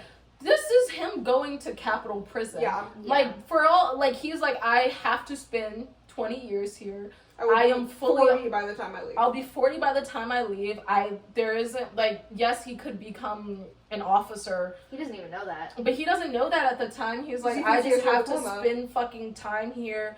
I'm being watched constantly. I don't get to choose what I eat. Like, all of this shit. And very much like prison, by the time I come out, it will be so far behind everyone else, it will be far too late for me to improve myself at all. That, like, he'll just be that guy who, he's like, it would be too embarrassing to go back, so I just have to keep re-enlisting. Yeah. Sanitation is, in fact, he'd be guaranteed more consistent food than he'd had access to at home. Very interesting for them to be like, this has ruined his life completely. Everything he's ever cared about stripped away from him. He does get to eat now. Yeah, the one thing better taken care of than ever before. So much about his entire life, that stress is taken away, which I do think is interesting. And when he's going like, oh, I'll have a check. This check might be doing some heavy lifting over there. Like, I don't know. They might, I don't know. Tigress and Grandmam might be able to survive a little bit. I didn't believe that they would maybe survive without me. So if I send them my check, it's so interesting. You're like, I'm so far away from them. I'll like never really see them the same way ever again. Functionally, everything all the material harm I was worried about, no longer an issue. I'm eating. I'm not starving to death. I can send them money. I was like, my first impression was kind of like, oh, this could be good for him. Yeah. I was like, you know, because like he worries so much about presentation and like getting his place back in society. Where I'm like, now you have no chance of that, and you're well fed. Maybe this could be good for you. Obviously, it doesn't happen. I didn't leave a note here, but I did just highlight it, and I want to see if either of you have anything to say. Which is Festus, in the letter that Tigris sends to him, the very first letter he gets, she says, Festus, Persephone, and Lysistrata came by this evening, all very concerned about you, and Mrs. Plinth called to get your address. I think she means to write about you. To write you. I think the reason I highlighted it was specifically to note that Festus, Persephone, and Lysistrata are the people who came to visit him. Yeah, he refers to Festus as his best friend a couple times, and I'm like, I never see them interact. But I guess I'm like, you're like, oh, that's my closest friend, because I don't really friends with other people.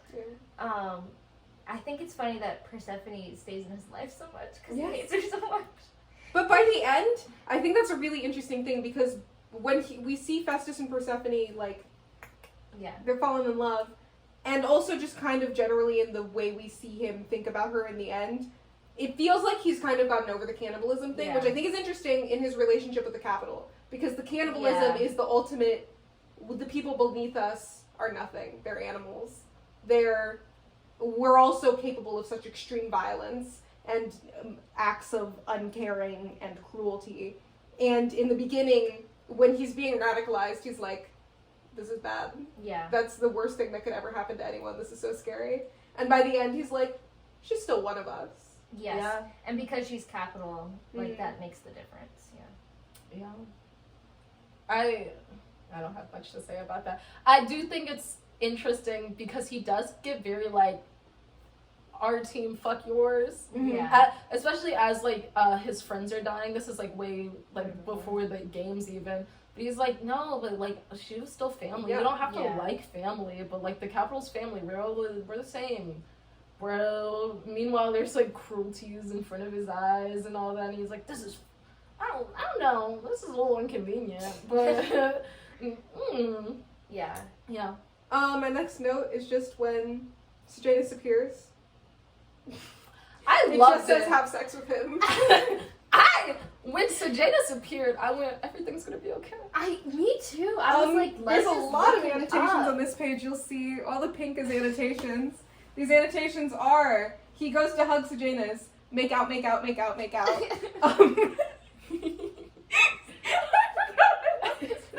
Do you want to read this? Yeah. Here, read what this is, and then that's my note down there. Should I read all of it? Yeah, go for it.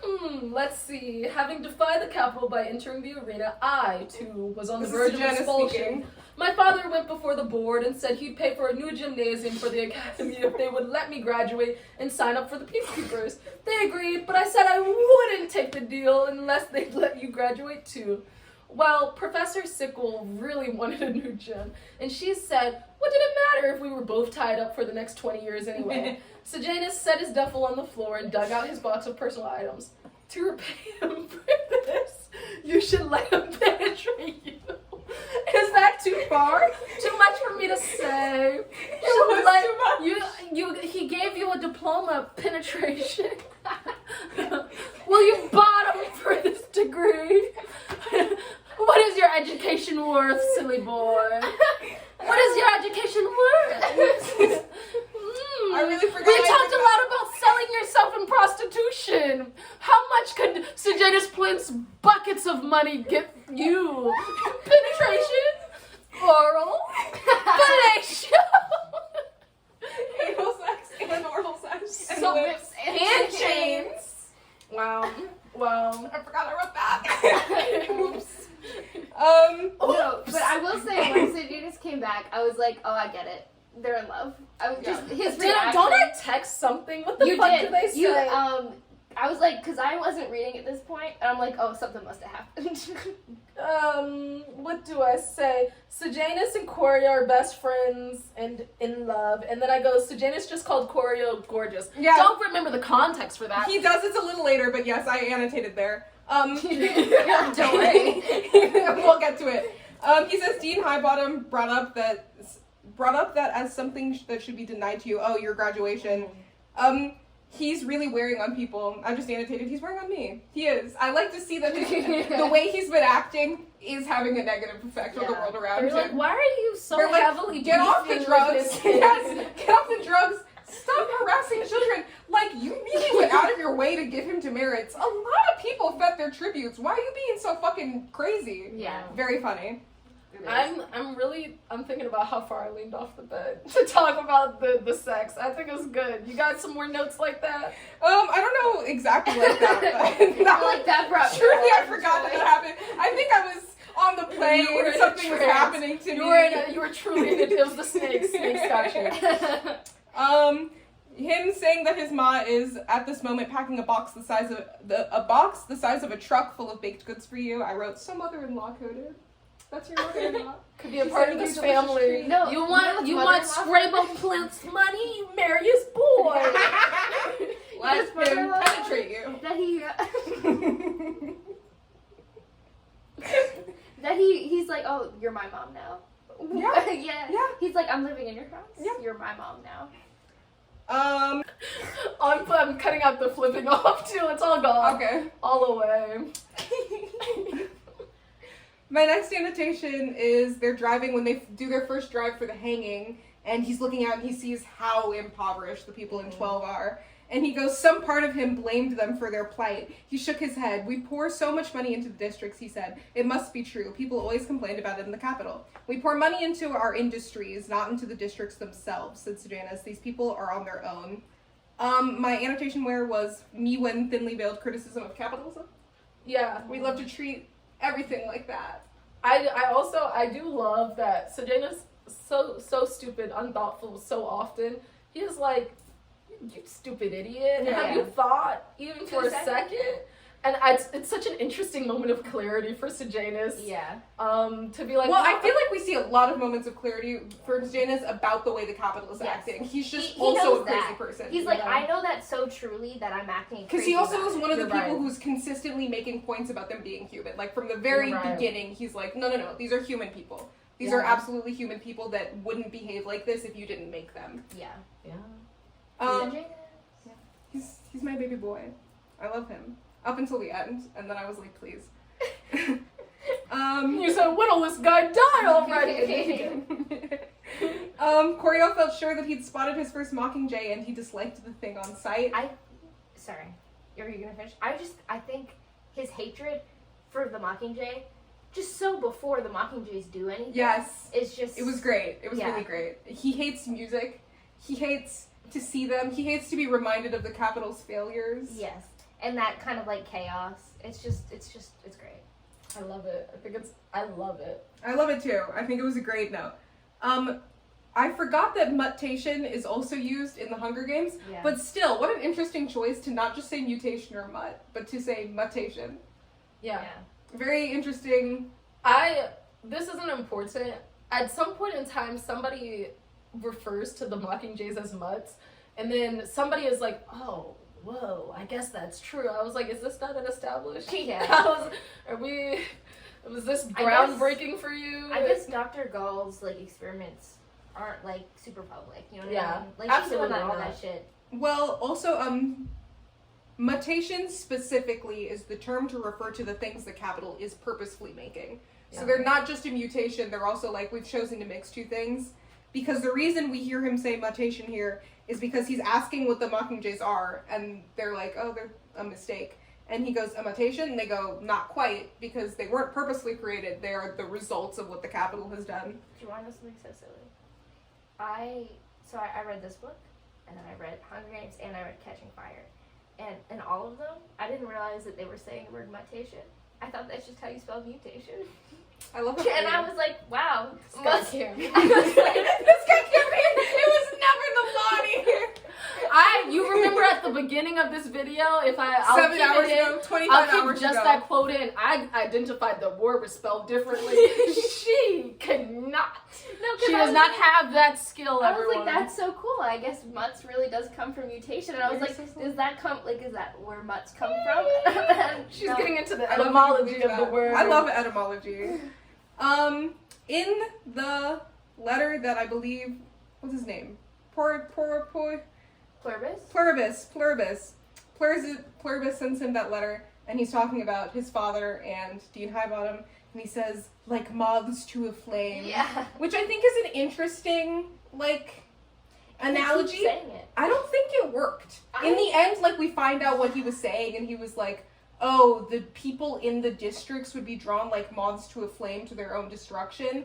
And I just don't think that's a great analogy for how the Hunger Games works. Yeah. Not at all.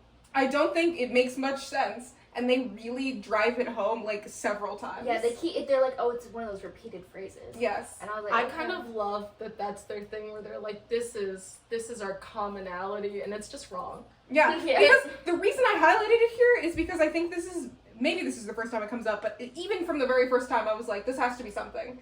For them to specifically highlight all he would say was like moths to a flame, what a specific thing for them to say. And then later, Koryo goes, interesting that he says moths to a flame, because that phrase is like a moth to a flame. Which also, I was like, moths to a flame is a perfectly acceptable way to say that phrase, I think. But you've pointed it out, so I guess it's not. And I just don't think it really works out in any aspect. At the end, too, when he kills Yes, Highbottom? when he's talking to Highbottom, Highbottom explains that to him, and that's when we hear the end of the analogy. And when I was really like, no, this analogy does not work. Yeah.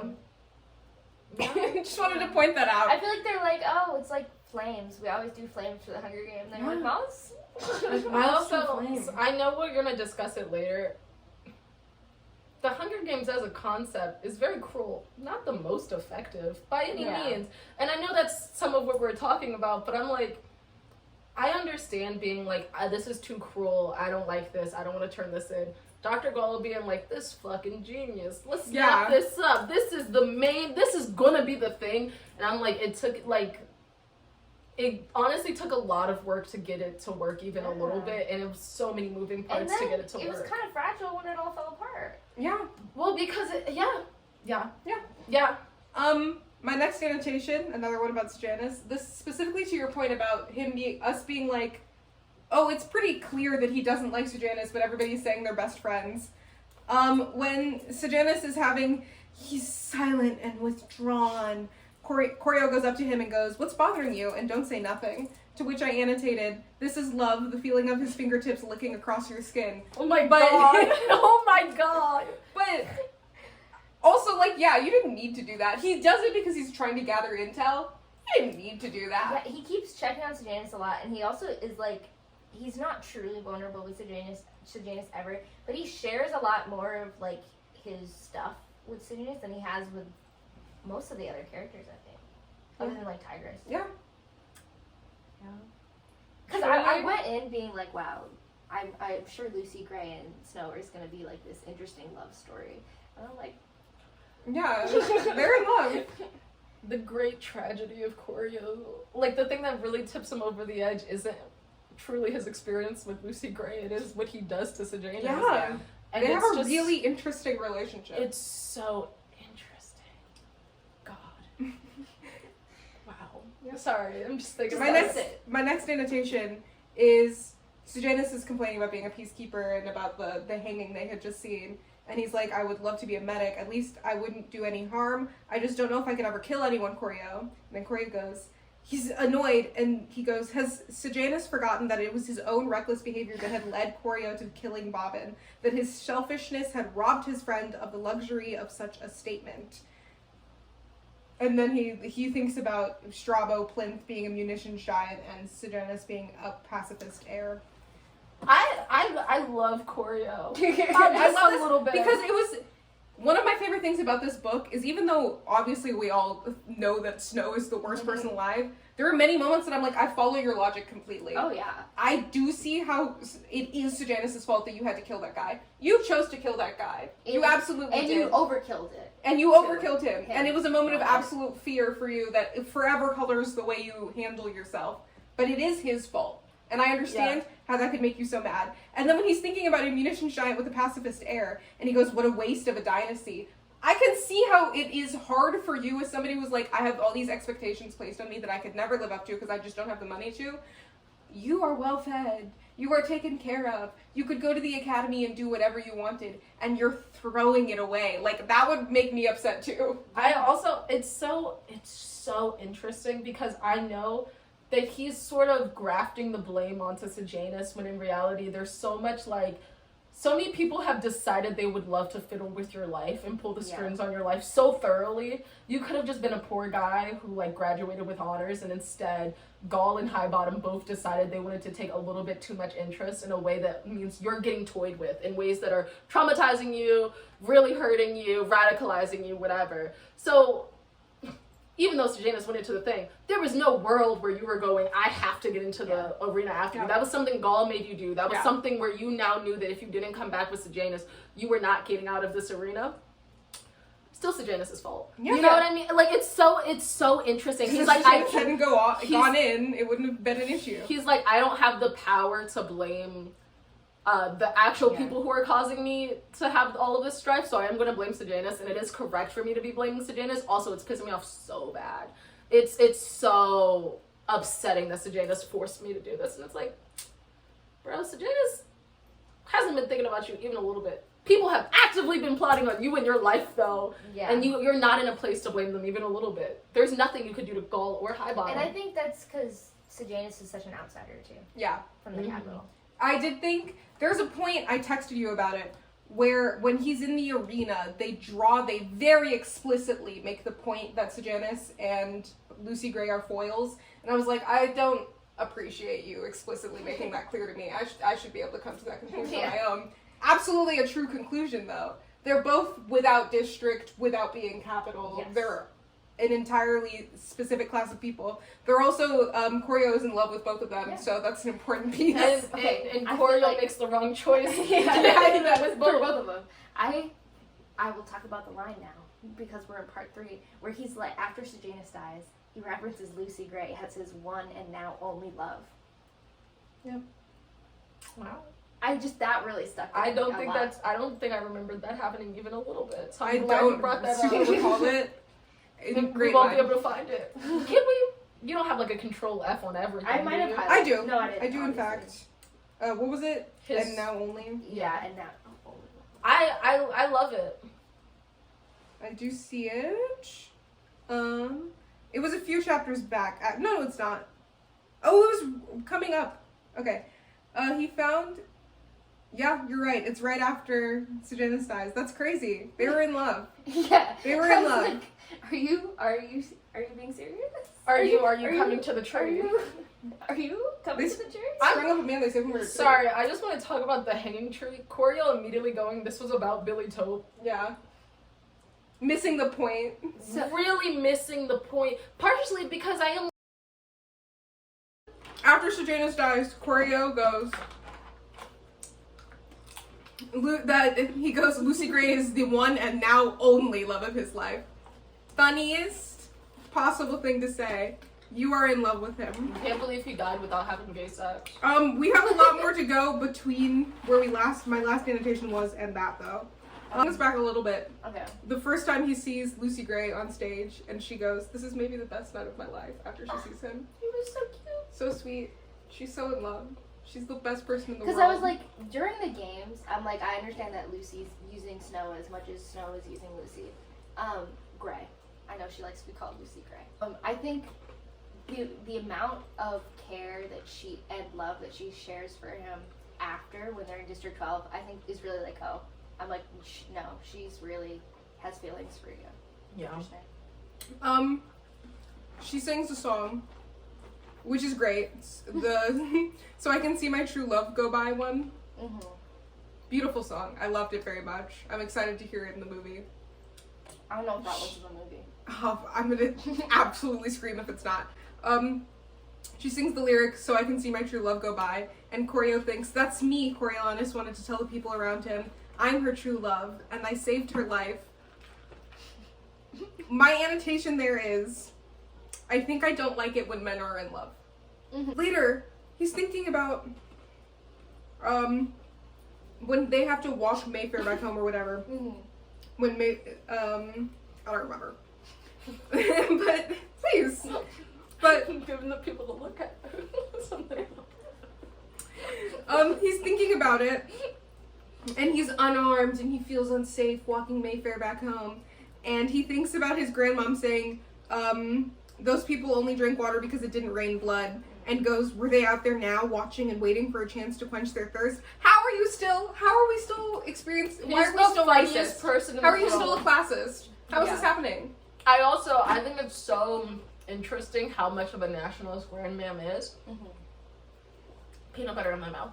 Is how much of a nationalist Grandmam is, and how, like, did I say that on the video where I was like, I think it's really interesting to see how pervasive the idea that the districts are like extremely low or extremely animalistic.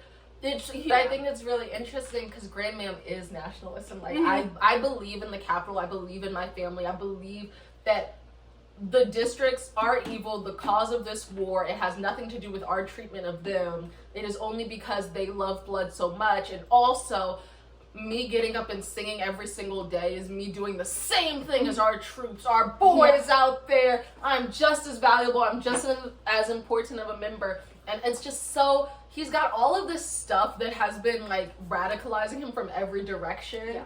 And it's so interesting to see what wins out, because it is like, he is like, you know, he doesn't understand art. Like he says that multiple times. Yeah, he gets embarrassed about he's humiliated in his rhetoric class because he can't understand a poem. Yeah.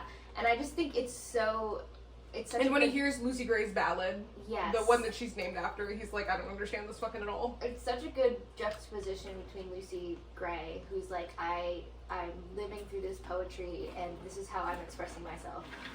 And she's singing, and the only song we hear Choreo sing is the national anthem a couple times. That's the only song he knows. He also doesn't understand the hanging tree. It makes me so mad. The whole time he was being like, this is about fucking Billy Tope. Maybe it's the last song she'll write about her fucking ex-boyfriend. I'm like, she's witnessed, like 3 hangings? 2 hangings. Oh. I don't know. However, I think she's at least witnessed that first guy's hanging where he is the one who actually calls out for his love to run. Mm-hmm. She's witnessed Sejanus's hanging. She's talked about how Billy Tope is dead, and you're going, this is all about Billy Tope and her and their love affair. And I'm like, you're being so annoying right now. He's got such a deep misunderstanding of art, of anything that she could be feeling, because I bet in his mind he's going, I wouldn't really care too much about this execution of these people. I don't know. Why would you care enough to write a song? Why would you calling out to your love to run be about the actual guy who told his love to run while he was getting hanged? Of course it's about you and Billy Tope. Mm-hmm. Please, he's so unserious. And throughout the hangings, he's always much more preoccupied with the fucking Mockingjays than the people who are dying. And it's so interesting because the reason he's upset about the Mockingjays is because they're repeating the last word, and he's like, how scary. You don't seem to care that much about them actually saying the last word, though. No, it's much more focused on the repetition or the repeated, like, how it will affect him. It's him. Almost like it's about his legacy. Crazy deja vu right now. Meditation is when they see the mayor's house, and Sejanus is like, oh, this reminds me of the Capitol, and Choreo goes, you don't say home. To which I said, of course he fucking doesn't. You know he doesn't. Important fact about him is that he does not feel like the Capitol is his home. Why would you... Hello? I thought you were smart. What's happening here? I'm like, you do have people skills. Because you do, like, mask a lot of stuff a lot of time. But sometimes I'm like, there's some emotional intelligence that you do not. I think a really important theme of the novel, and like especially what I was saying earlier, that you can understand his reason in so many moments, is that we get this insight into this is how we find that slippery slope. Is that it seems reasonable to us. You're right. When you're looking into him, it feels right. It feels like, reasonable. You go, this is the right thing for him to do, up until it's truly deranged. Yes. Sometimes I was like, sorry, you're being sad with them. Okay.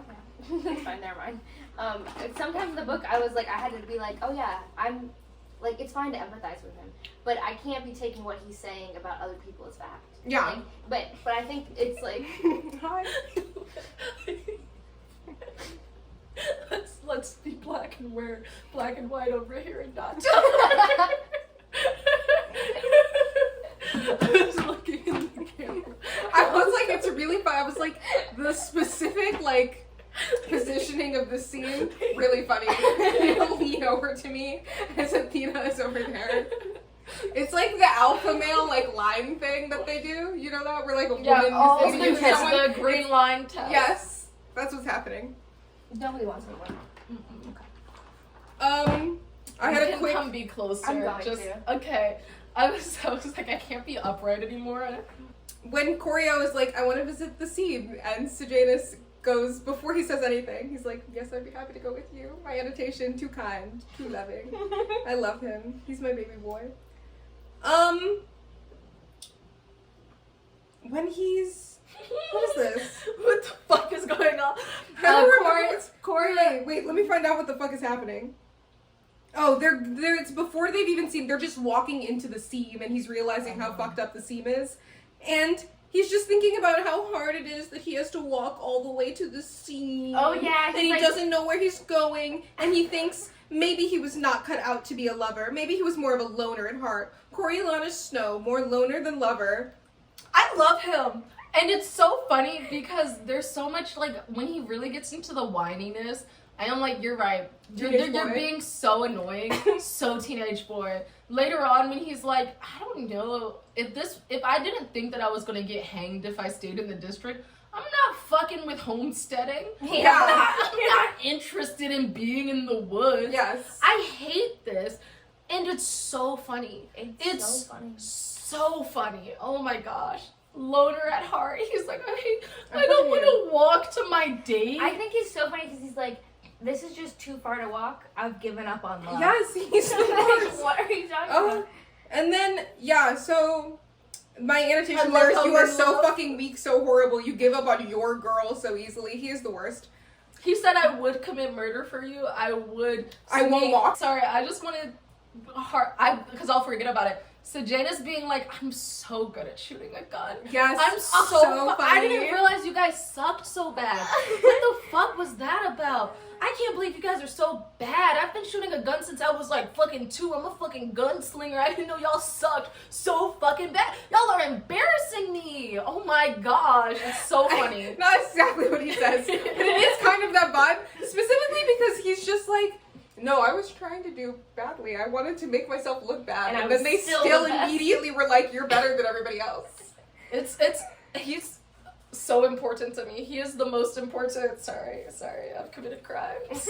He's the most important thing in the whole wide world, because that is some, like, I don't know, the vibe that I see from how he looks in the movie so far, I'm like, you're not that imposing. You are so baby girl. I know, that's why In my my mind, tall, wiry, Indian man. I don't even think wiry. I think about I know that's kind of how they describe Marcus. I think of them both being very large. I do, in my mind, I want to imagine him being very large, but the vocabulary I have to use to describe it has to change, because I know that they describe him as willowy, which is why I was immediately like, he's tall. But I was like, you're willowy, you're not a muscular man, but like, I believe that you've got muscle. Wow, I don't believe your father was letting you fall into the... I don't think I was listening, because the way I thought that man was thick, my plinth was sticking up the small. I also thought he was kind of stocky. I wanted that man as wide as a fucking brick house. I wanted him to have to turn to the side to get through a door frame. Ow! I don't know if any of you are consuming this. So basically, when they were filming the movie, Rachel Zegler auditioned a ton of times and then she turned it down because she was like, I don't want to be away from my family or the people I love. I'd like to be in Germany for that long. And then Josh Andres Rivera was cast. They've been dating for a number of years, but the casting director didn't know that. She was like, oh, this guy's just a good date, so I'm going to cast him. And then she called back and was like, hey, can I be in the movie again? It's so funny. She's hilarious. It's really funny of her. I support women's wrongs. Okay. Maud Ivory fan. Yes. No. The next annotation is gorgeous. Trust me, that lip's working for you, soldier. To which I annotated, have sex with him a lot of it. A lot. A lot of it. Have sex with him a lot of it. Oh, is this what I was It's talking when Janice goes, gorgeous. That lip. Choreo feels self-conscious. He has the busted lip. From the Billy Toe problem and the Hob. Okay. Or not the Hob, wherever they are. No, they were. And yeah, incredible. He's a little bit insecure. He's having a moment. He's like, do I look good enough for her? And so Janice is like, baby, you look hot. Baby, you look good. I didn't remember the whole line. No. Oh, I was taken aback by a Trust me, second. that lip's working for you, soldier. No, because that's what I've seen people be like. Have fellatio with him. Fellatio with him. Have penetrative. Honestly, Sexual congress. I'm like, maybe the greatest tragedy. Maybe the greatest tragedy of the book is that we don't know if they actually have sex before he dies. Is that the greatest tragedy? Is it not those kids dying in those horrible ways? Yeah. I'm sorry. Again, this doesn't matter. I'm sorry. sorry. I kept putting my hand on your knee. I was watching the first movie. Marvel's fucking outfit have not been able to stop thinking about it. Do you remember that purple coat? Absolutely not. I'm gonna find it. I don't remember it even a little bit. And it's concert week. Sorry. Is it? Crazy. Yeah. Oh. Also it being I'm also unprepared. It being one of my favorite actors, one who I believe I have a shot with. In my heart. This is gonna be its own episode. We're gonna have to do the movie separately. Yeah. No, because he's in The Boys. I love him in The Boys. It is that guy. I in don't think he's Plus that cute. He's cuter in The Boys. He's the main guy. Yeah, see, this is what he looks like now. Yeah, he's cuter in The Boys. I mean, he murders people, but he's murdering for because he's the Bobby Bobby he's the lower Butcher? class guy. No. He's Huey. Yeah, he's the main guy. He's the little awkward one. Maybe I'm thinking of the wrong show. No, you are. Butcher is the same show. Oh, okay. Yeah. Okay. Sorry. I haven't watched it even a little bit. I did read the Wikipedia on it because I was really intrigued by Starlight. Oh, she's interesting. And my cousin watched it and said I was like, Starlight, it made me happy. It did make me real sad hearing what's happening to Starlight though. Yeah. I just watched a She's real okay sad now, scene about it though, where she's in she's in her like sexy costume, and then a little girl shows up in her old costume, and she's like, blah, blah, blah, you look so cute, and she's like, I want to save up for your new costume, and then she's like, and it's like this fucking booty short leotard with the zip down. But also I feel like the zipper isn't even functional. This is so unimportant. But the zipper isn't even functional because she's like this instead of trying to zip it up. Oh my gosh, it's real. It's evil. Even though the new costume is so cut. I know. Yeah, it's hard because I'm like, you do look so good right now. You look so fucking good right now.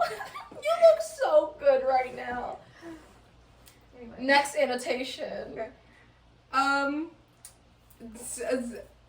When he meets, I have something else to say. When he sees her in the meadow, and he's bringing her ice, and she's like, oh, it's nice to have ice, a luxury in summer and a curse in winter, and he goes, can't you just ignore it? Yeah. You've been here for like a week and a half now. No, she can't fucking ignore it. What is wrong with you? Hello? Again, that's where I'm like, Snow, are you dumb? Sometimes I think you are. Yeah. It's so funny because the struggles he's experienced are so amazingly different from the struggles that anybody in the district has ever had to experience. It's revolutionary. It's so strange. I think we were talking about that where you were like, I can't believe how poor he is, and I was like, well, what's more interesting to me than how poor he is how wildly different his poor is than everybody else.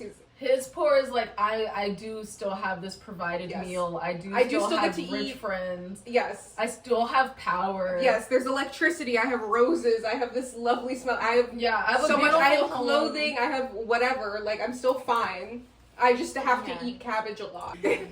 Another moment of Koryo being, he says, but belonged firmly and for always to Coriolanus about Lucy Gray, and I said, you make me ill. And I love how I'm in love. No, I'm kidding. I'm kidding. Sometimes I'm like, oh, you're like infatuated with her, when he's like, I'm thinking about her all the time. I'm wondering how she is. I'm like, that's sweet. And then he goes and says shit like that. I'm like, what are you talking about right now? I have another note like that a little later, but first, Lucy Gray talking about Billy Tope, she says, what makes him a victim makes me trash. Oh, that line was so good. Incredible and when line. she was like, yeah, he can flirt with anybody he wants. I can't. It was just so made me real sad. Good line. The world we live in. Misandry is important. It's not important. But misogyny is pervasive. It's just everywhere. like a man. Just like a man. And that's how men are. What makes him a victim makes me trash. I just think it's so, the idea of women being used up. They're being used, which is so negative. And then not only as a negative effect on their psyche, but as a negative effect on the person that they are in relation to the people around them. What is Billy Tope seems to so truly have such a weird affection for Lucy Gray, but so clearly, like, I refuse to let go of Mayfair, and is that some of, like, I started dabbling with Mayfair, and now it is a little bit like, this bitch has a lot of power, doesn't she? I don't know if I thought she could get Lucy into the arena, and she maybe did that shit. But he still is hateful toward. It's not like he's like, Lucy, I didn't mean for it to happen like this. He's just like, you're being a real bitch about this. Yeah. I know. Like, it's so like, that's just what I mean. I'm like, you're in her house late at night, but also you want to run away with Lucy and not tell her.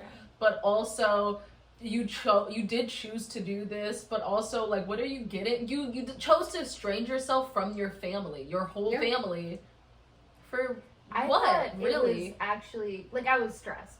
But I thought it was so fun when they both died. Yeah, I was like, I did. They're both dead, and I'm like, this is so like Bonnie and Clyde. They're like the lovers of like the town. I'm like, there could have been such a different way to cover this up if y'all were thinking murder suicide. Mayfair's dad truly was scared. Like, it was really making me anxious the whole time. Not even because I thought that was how Lucy Gray was going to come to an end. But him being like, he's stalking around my house. The peacekeepers tell me to just keep clear of him. It felt too real. I was like, this is what it is like to be a female victim. It was too real. Him constantly being like, I know you had something to do with this. I am going to kill you. The fact he had already enacted violence. if it's rigged, he enacted violence by sending her to the arena, but he also physically said, I'm personally willing, in front of all of these people, there is not a single thing, there is not a single law enforcement, there's no power to stop me from physically assaulting you, and everybody saw it and nobody's going to do anything about it. It's never even really mentioned again. Like, they're not like, during this interview, you made quite a stir or anything like that. They're just like, he's able to do this, there's nothing bad that's going to happen to him. When he kills you, if he does, we'll say that you got too close to him, even though he was like standing outside, like he was in the fucking car, even though we cleared your name. It's, I don't know, if you end up with some rocks in your pockets down the river, then that's still on you. Yeah, doesn't Choreo say, like, if they find Lucy dead, they'll just figure it was the mayor? Yeah, he says that later. My next point is they're talking about where the Covey used to be, like what they used to do, and Tam Amber goes, sometimes we went north, and Choreo says, what district? And Barbajur says, up where no district, up where the capital doesn't care about. Choreo felt embarrassed for them. No such place existed. You think that they went to somewhere that didn't exist because you're not aware of it? Yeah, he's a silly guy. He's I'm like, because I think that's one of the things with the Hunger Games is we're only hearing about Panem. We don't know anything that is existing around it. I'm like, if it's North America, there's still some Canada we don't know about. Like, I don't know. It's just interesting. It makes me crazy. Because have you looked up a map? I did look up a map. It looks like just north of the thing, depending, like, I don't know. It's strange because sometimes the maps, we see that there's parts that gets cordoned off of districts where it's like, functionally, we're not doing shit over here. Like, this is, if you're super dedicated, you can be in these fucking woods and we're not super thinking about you. I think they say that there's like woods around 11 too. So like, I'm guessing some of this sliver probably isn't actually occupied by what used to be 13. Please, you guys, he's being so dramatic. He's crazy. There's land mass. Yes, absolutely. No, this isn't the sea. I'm still so interested in like the objective geopolitical sphere that the Panem operates in. Because is this like a dystopian, like, I know it isn't, but like in The Handmaid's Tale where it's like, no, there's like countries like right there basically that aren't involved in your weird shit, and like you can tell your people whatever it is that you want. We're still aware that you exist, but we know there's been so much climate activity and there was all that nuclear shit that I am like, are there other countries active on this continent right now? Or is it just that you guys exist and everybody else is still actively ignoring you? I'm sure we're not to believe that there's nobody else on this planet, but I'm so interested in it, partially because it does color something if it's like, maybe there's not like a super organized country that we care about up there. They're going, it's like snow up there, and it's like, there might just be people. Yeah. What if the Inuit caught a break and they're just fucking up there? They're surviving. Montreal's not. They're still speaking French up there. The French, they got it. Baby. Other languages don't exist in Panem, which I think is really interesting. Yeah. They talk about accents a lot, though, which I think is interesting. Dialects, but it's real special to me. Language was actually taken out by Mother Nature. She said English only. Yeah. That's the Tower of Babel, actually. That was the districts all coming together, and then the capital struck them down so that they could all... There's God! Oh my God, we got there eventually. God's the capital. Marcus, Sejanus, and the entire capital. The entire capital. Sejanus pulled up short. You never miss a beat, do you? I remember that from school, watching you watch other people, pretending you weren't, and choosing the moments you waited so carefully. My annotation here is... Choreo is not hot and sexy. I hate that man. Nothing is quite as hot and sexy to me as shit like that. I love it when a character is like, you're paying attention. You're paying a lot of attention. Yeah. You're observing. You're in there. Wait. You never miss a beat. He's saying this about Choreo. Oh, so you're being like... I'm Sejanus. Choreo, you're being Sejanus. I was like, have I missed something? Isn't this about Sejanus? No. I don't particularly think Sejanus is super hot and sexy because he's such an oaf. I'm imagining him. Sejanus being like, I'm really watching you. Oh, I love how men love, because it's that men loving men. I'm imagining Choreo as a wayfish, little, like, white blonde, like, ghost of a man, and Sejanus as a tall, dark-skinned, muscular sharpshooter That's where I'm at. So I am like, I adore Sejanus 100%. Yeah, I think I love observant people. Also love that it's like I observed you. Yes, I'm seeing you seeing. Well, so the reason this comes up is because Sejanus is like, oh, I was just having a random conversation with Billy Tope, and Corio goes, you were making a map of the base. Yeah. That required a map of the base. And Sejanus is like, you're paying a lot of attention. And he says, and choosing the moments you weighed in so carefully. And Corio goes, I'm weighing in now. Why were you in deep discussion with him over a map of the base? What is he, a rebel sympathizer? And I was like, very funny of you. Because when I was reading this, I was like, I love Sejanus so much. What a funny thing to respond with. He's like, you were telling someone who we know hates us exactly what's going on in the place where we live. And Sejanus is like, you pay a lot of attention. He was trying to seduce him. That's valid. He was like, hey, baby girl. You pay I honestly, Corio's so real for being like, what the fuck are you doing making a map? He is like, I can't just ignore this, because what if they blow up our fucking thing? Yeah. Like, I don't think they have the power to do that. This guy punched me in the face, and you're going, let me help them make a map of our center. Like, oh gosh. And he's like, move. you're doing this so openly. Yes. Like, please just act Everyone better. could see what you were doing. Like, Yeah. all of the covey are well aware of what you were doing. It's crazy, and I'm like, fuck. Corio loves to be making bad choices, Sejanus. You're really trying him with this. Cause what is he? Because I can't be like, let me immediately tell the higher ups, because you're gonna get hanged for treason right now. I gotta be like, stop. But that means I gotta tell you that I saw it. Yeah. Please, I have to unfold all of my hands so constantly, because I'm giving you a fucking chance instead of just riding you out. No, and he keeps like, I think so. Like for the rest of this like period, he's constantly like, I'm worried about like my officer test. I'm worried about the secret, but I'm also worried about Sejanus doing this fucking rebel activity all the time. Which was again part of the reason that I started to not like Sejanus, because I was like, do you see? No, he doesn't see. But I'm like, I see that you're radicalizing Corio the wrong way. Because he's so constantly like, my life is in risk because someone else wants to help out the districts. Not even because I want to. Someone else is doing it and they're putting my life in danger because of it. Interesting also between him and Lucy Gray, when Lucy Gray is just sort of being like, the peacekeepers are the people who are being dangerous to me and I'm unsafe there. And she's like, are you going to side with the peacekeepers? And it's an interesting question because I'm like, obviously, I'm fuck the police. But also that is what he is. Yeah. And it's not because he wanted to be. It's not a choice that he made. He was forced to be here. Yeah.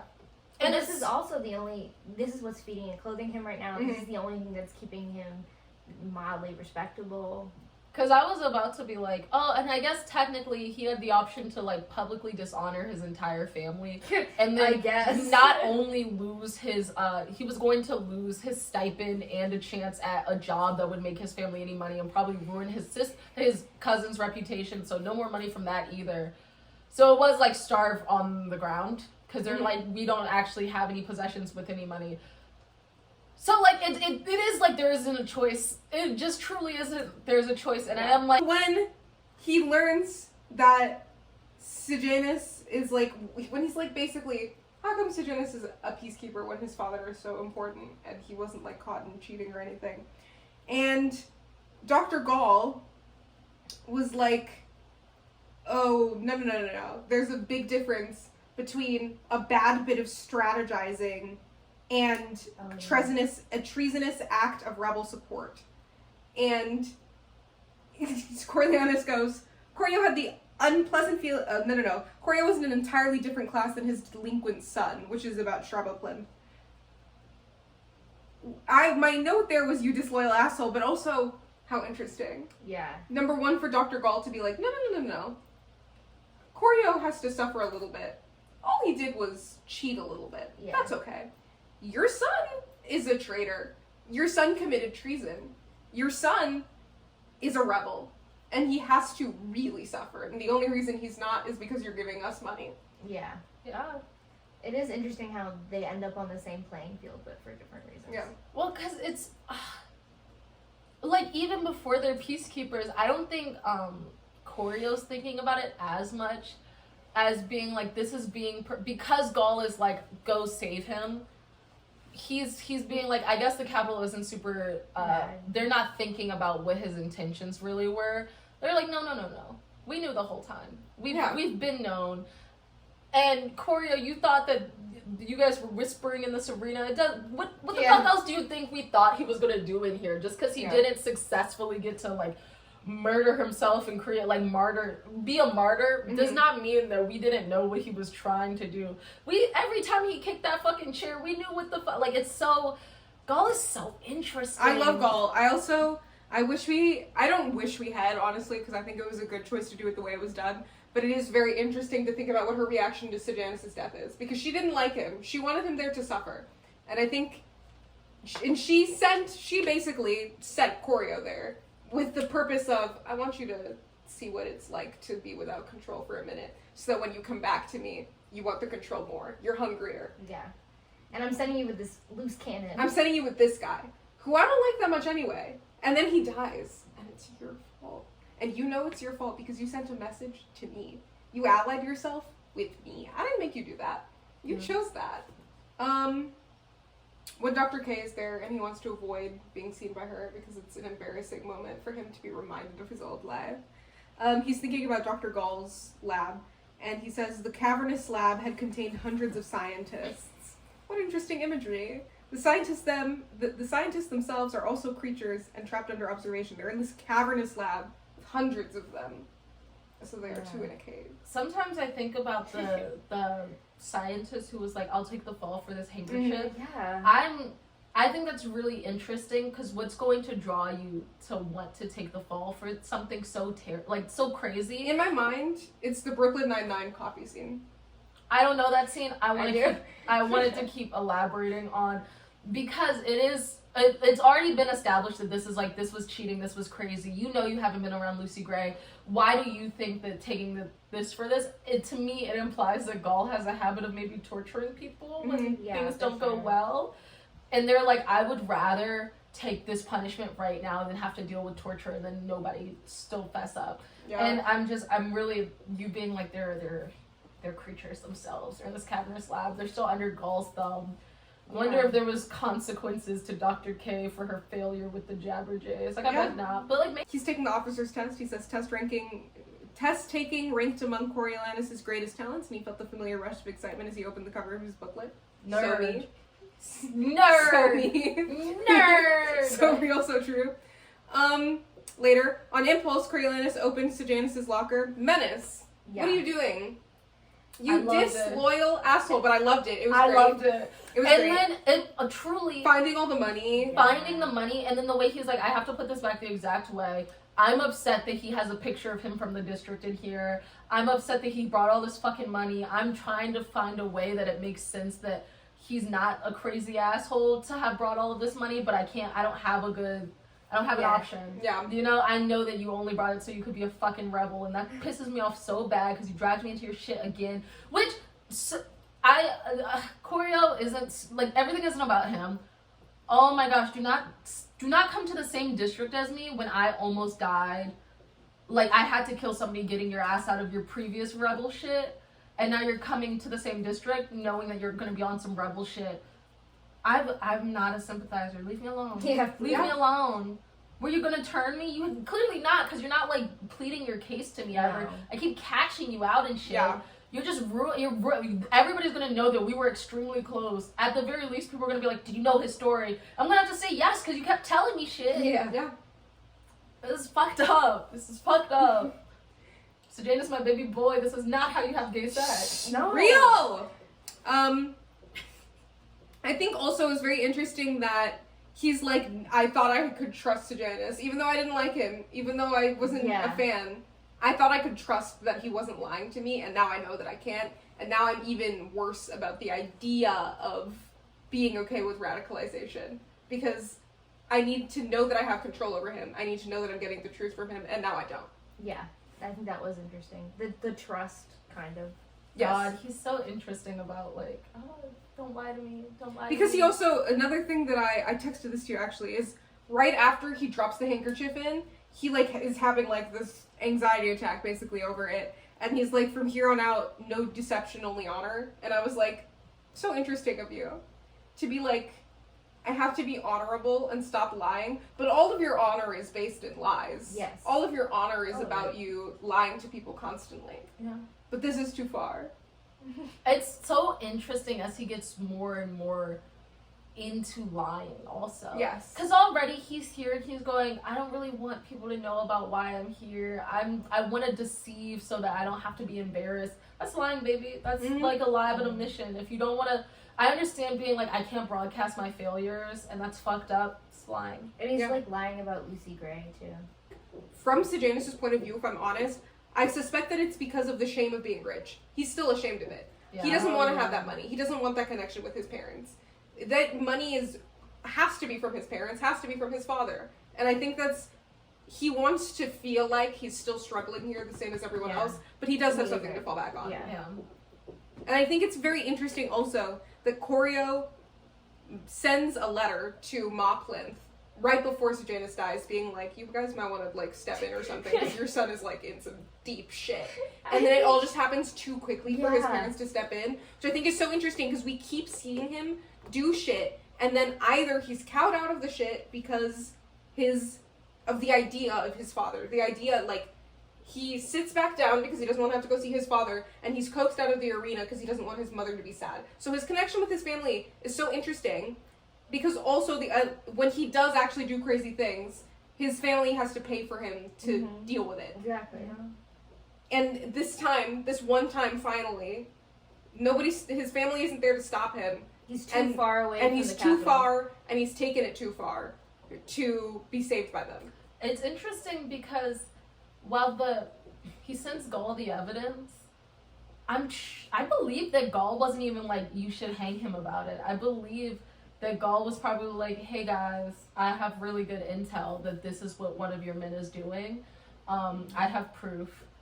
I won't disclose all of it, but I'm like a high ranking whatever. I don't know if I believe that she was like, you need to hang him immediately.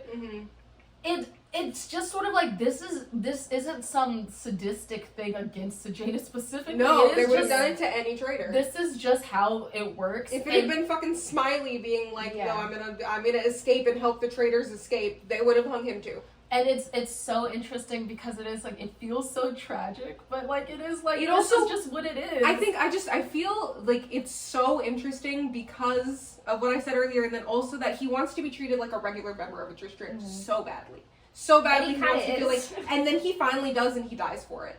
Yeah. And it's interesting because I want to say that that's sad because it's like, oh, the people of the districts would die immediately. But it's also like he's so unaware of it. Yeah. It's so hard. He's a likable character, but by the end it's so hard to like him because he seems simultaneously so aware and so unaware of his privilege. Yes. So aware that he has it and so unaware of how it works. Yes. I think that's what it is. Because he's thinking about Sejanus and he says, Sejanus is like, oh, you're going to pass. You deserve to pass. And Choreo goes, so supportive, so duplicitous, so self-destructive, like a moth to a flame. So we get the self-destructive as being a moth to a flame, which I was like, if you had tried to argue that being a moth to a flame was something other than self-destructive, because generally the way you understand it is that it's self-destructive, but like it's your nature. It's the only thing. It's you don't need to do it. Which works for Sejanus. For Sejanus, a pretty good thing actually. Yeah. A pretty good parallel to draw there. A pretty good analogy. For the Hunger Games, no. What? Yeah. Why? Yeah, naturally, it is in their nature to separate themselves by region and all get together and choose to try to fight it out. I would argue it's not even like, I was like, if you flip it, where it's like, it's what the capital, if the capital can only help. I would argue that it doesn't even work for that. You know what I mean? The capitals aren't moths to the Hunger Games flame either. He goes, isn't that what Dean Highbottom kept muttering? And he goes, almost. He'd used the plural like moths to a flame, as if an entire flock of moths were flying straight into an inferno. A whole group bent on self-destruction. Who was he referring to? Correct! Who is he referring to? Who are you referring to? I don't know. Suzanne? Suzanne, I love you, but that one is just not with me.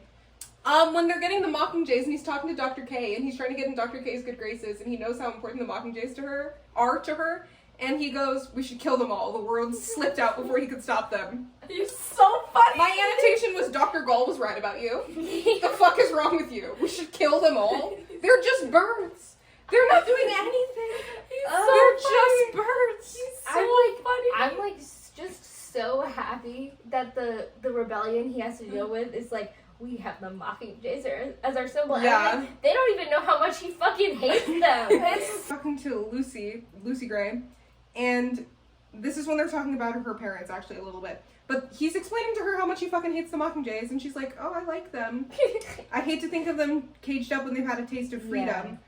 And then she goes, sounds like torture having someone control your voice like that. And he goes, I don't think there's a human equivalent. And she goes, you feel safe to speak your mind 100% of the time?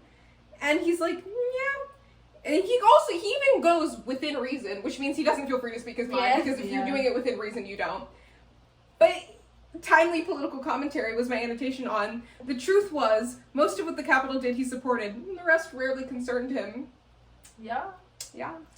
This is where Lucy Gray, they get into like a little fight, right? Because yes. Lucy is like, and my fucking dad died for speaking his mind. Yes. And then he's like, I didn't kill him. And I'm like, you're so missing the point. He has.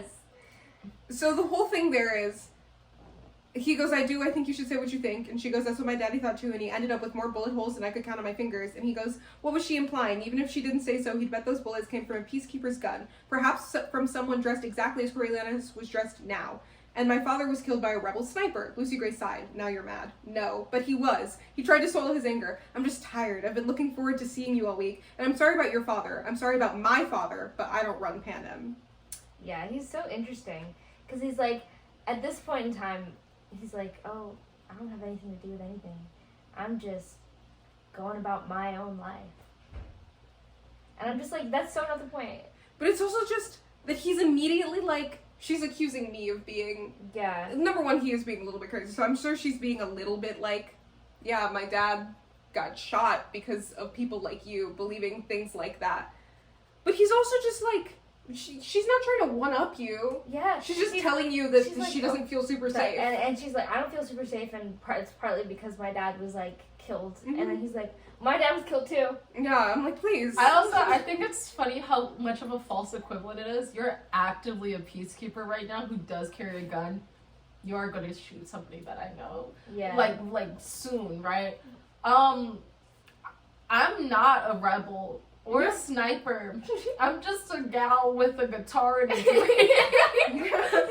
So while you are fully capable of killing more members of my community, I guess I could if I. But it's not likely, and it's not likely you will kill someone. You're brought in regularly to be like, oh, you need to be here during this hanging to corral the collective. Oh, you're trained on how to shoot us. I'm just a girl, bro. And we know, relax. We know for sure that she has no rebel ties because of the whole Billy and whatever Mayfair thing. She doesn't know any of them. Yeah. Later, she's performing on stage. The knot of anger in his chest began to unwind as he stared at her. Me when I view women and the people in the districts as objects to be played with and not as human. Please. Yeah. He said, when I had to speak to her, I was upset. Now that I'm just seeing her on stage and I'm watching her and not interacting with her, she's doing a performance. She's being something more than human, something other than human. I'm good. I'm back. I love her. My baby girl. My Lucy Gray. Please. My possession. Your Lucy Gray. Interesting. The way she dies and the way Lucy Gray disappears. Great. The parallels are great. Mm-hmm. I don't know what I would do if I was named after a song about somebody disappearing and then I disappeared. I think it would do something real evil to me. Yeah. I mean, you disappeared. So. She can still be alive and disappear. I know, but I don't know if she's thinking of it as her disappearing. She's like, you had time to think about it probably while you're disappearing. I'm like, I just sort of exist. I don't know. I highlighted aspirin just because I was like, what an interesting choice to just be like, no, it's still aspirin. It's been a long time. I didn't pick that up. I was like, I know aspirin is not like a brand name or anything. It is just like the generic name for the drug. That is kind of... We're still on aspirin. I think it's so funny to be like, we have Morphling. It's not like... We have Morphling. It's different. We have Posca. We've got our special little things going on. Aspirin. Yeah. We're having aspirin. It's, I love when they were describing the naming conventions. And they were like, for a ballad and a color. Corey Elena's going, this is not a color. It's so funny. It's so... He's and then people silly. were... Oh my gosh. I keep being like, people were thinking this. I was like, guys, relax. Truly relax. I don't know. There's so many things you have and you don't have.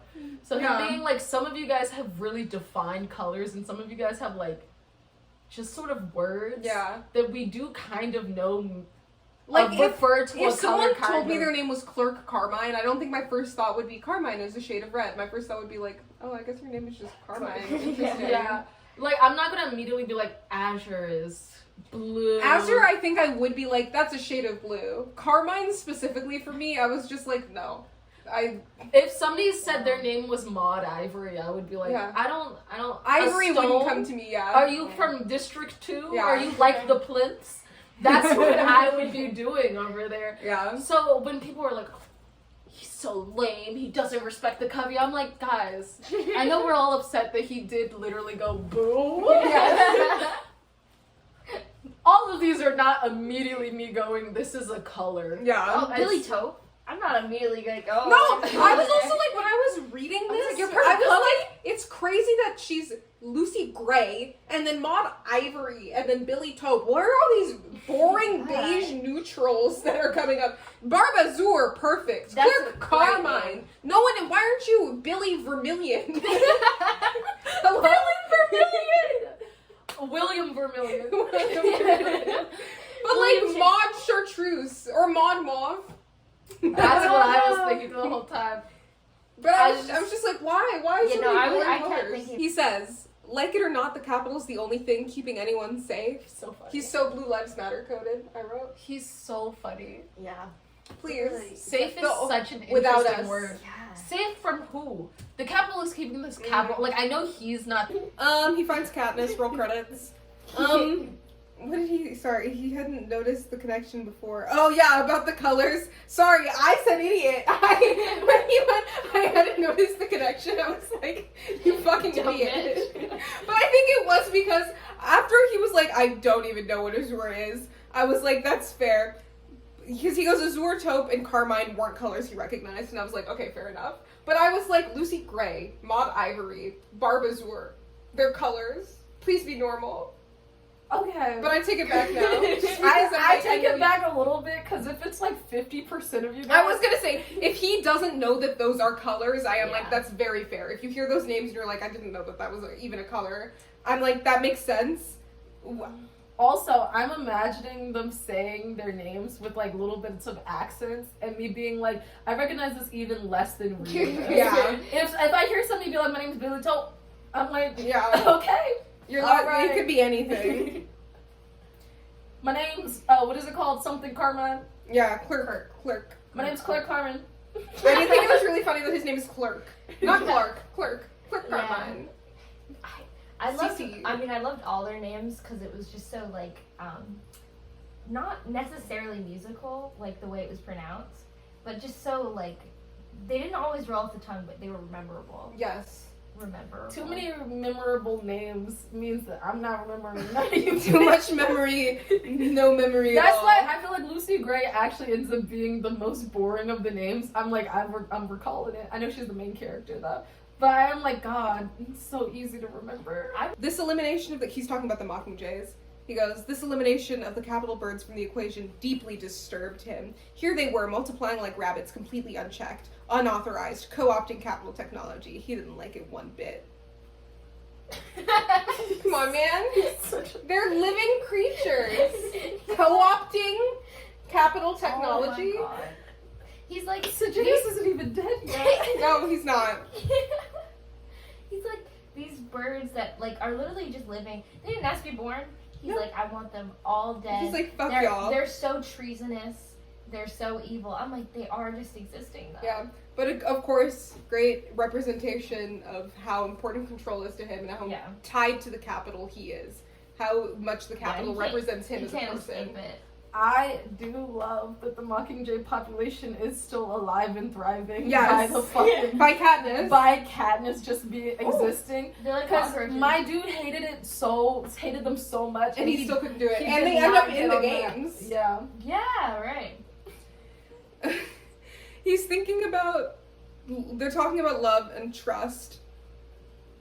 And he's like... That he kissed her with no... Yes, he kissed her. They're talking about Billy Taupe and how he's upset about the hanging tree thing, and that she would talked about going north with Billy, and that this is when he's first like, oh, the hanging tree is definitely about Billy. This is so fucked up. And he goes, maybe it was a mistake to be getting so attached to her. Just like a you man. are the worst, just like a man. Just like a the man. second it's mildly inconvenient for him, he's like, I can't be with this girl anymore. This isn't even that inconvenient. Doesn't Billy say some shit like, you'll also learn, or some shit like Yes. that about her? So I am like, God, just like a fucking man. Yeah. I'm sorry, kissed her without conviction is so funny. It's so fucked up. Coriolanus Price recording Jabberjay fell silent. He said, let me betray Sejanus really quickly. Let me fuck with him. I'm so happy for him. My annotation there is, ooh, I fucking hate you. What are you, the police? Literally, yes. For Bro. real. Literally, I so extremely am I the police. He's the worst. Dr. Gall would get the reference to the arena. He's slipping so fast. Minutes ago, he's like, I fucking hate Dr. Gall. Now he's like, I'm gonna send this to Dr. Gall. And Dr. Gall's gonna get my references because she understands me intimately. I'm gonna say your next note because I do think it's really funny how he goes, this isn't gonna cause his fucking death. He's so not sorry. gonna die The note about is, this. he's talking about the Jabber, like, sending the recording, and he goes, it had been a questionable act, but it would not result in Sejanus' death by snakes or otherwise. Ooh, bitch, you thought... He's like, they're just gonna intervene. Which I understand how there's been no one to bail Corio out this whole time. But, Sejanus constantly is getting bailed out, so he's like, you'll be able to survive this too. As so funny. No, he won't. Bitch, no, he won't. For another time. Continuing. He'd be a capital monster and she'd run back to Billy. He's thinking about if he fucks with Sejanus so badly and Lucy Gray finds out. And he goes, he'd be a capital monster and she'd run back to Billy Taupe, taking with her what little happiness he had left. Seems like you don't love Lucy Gray at all.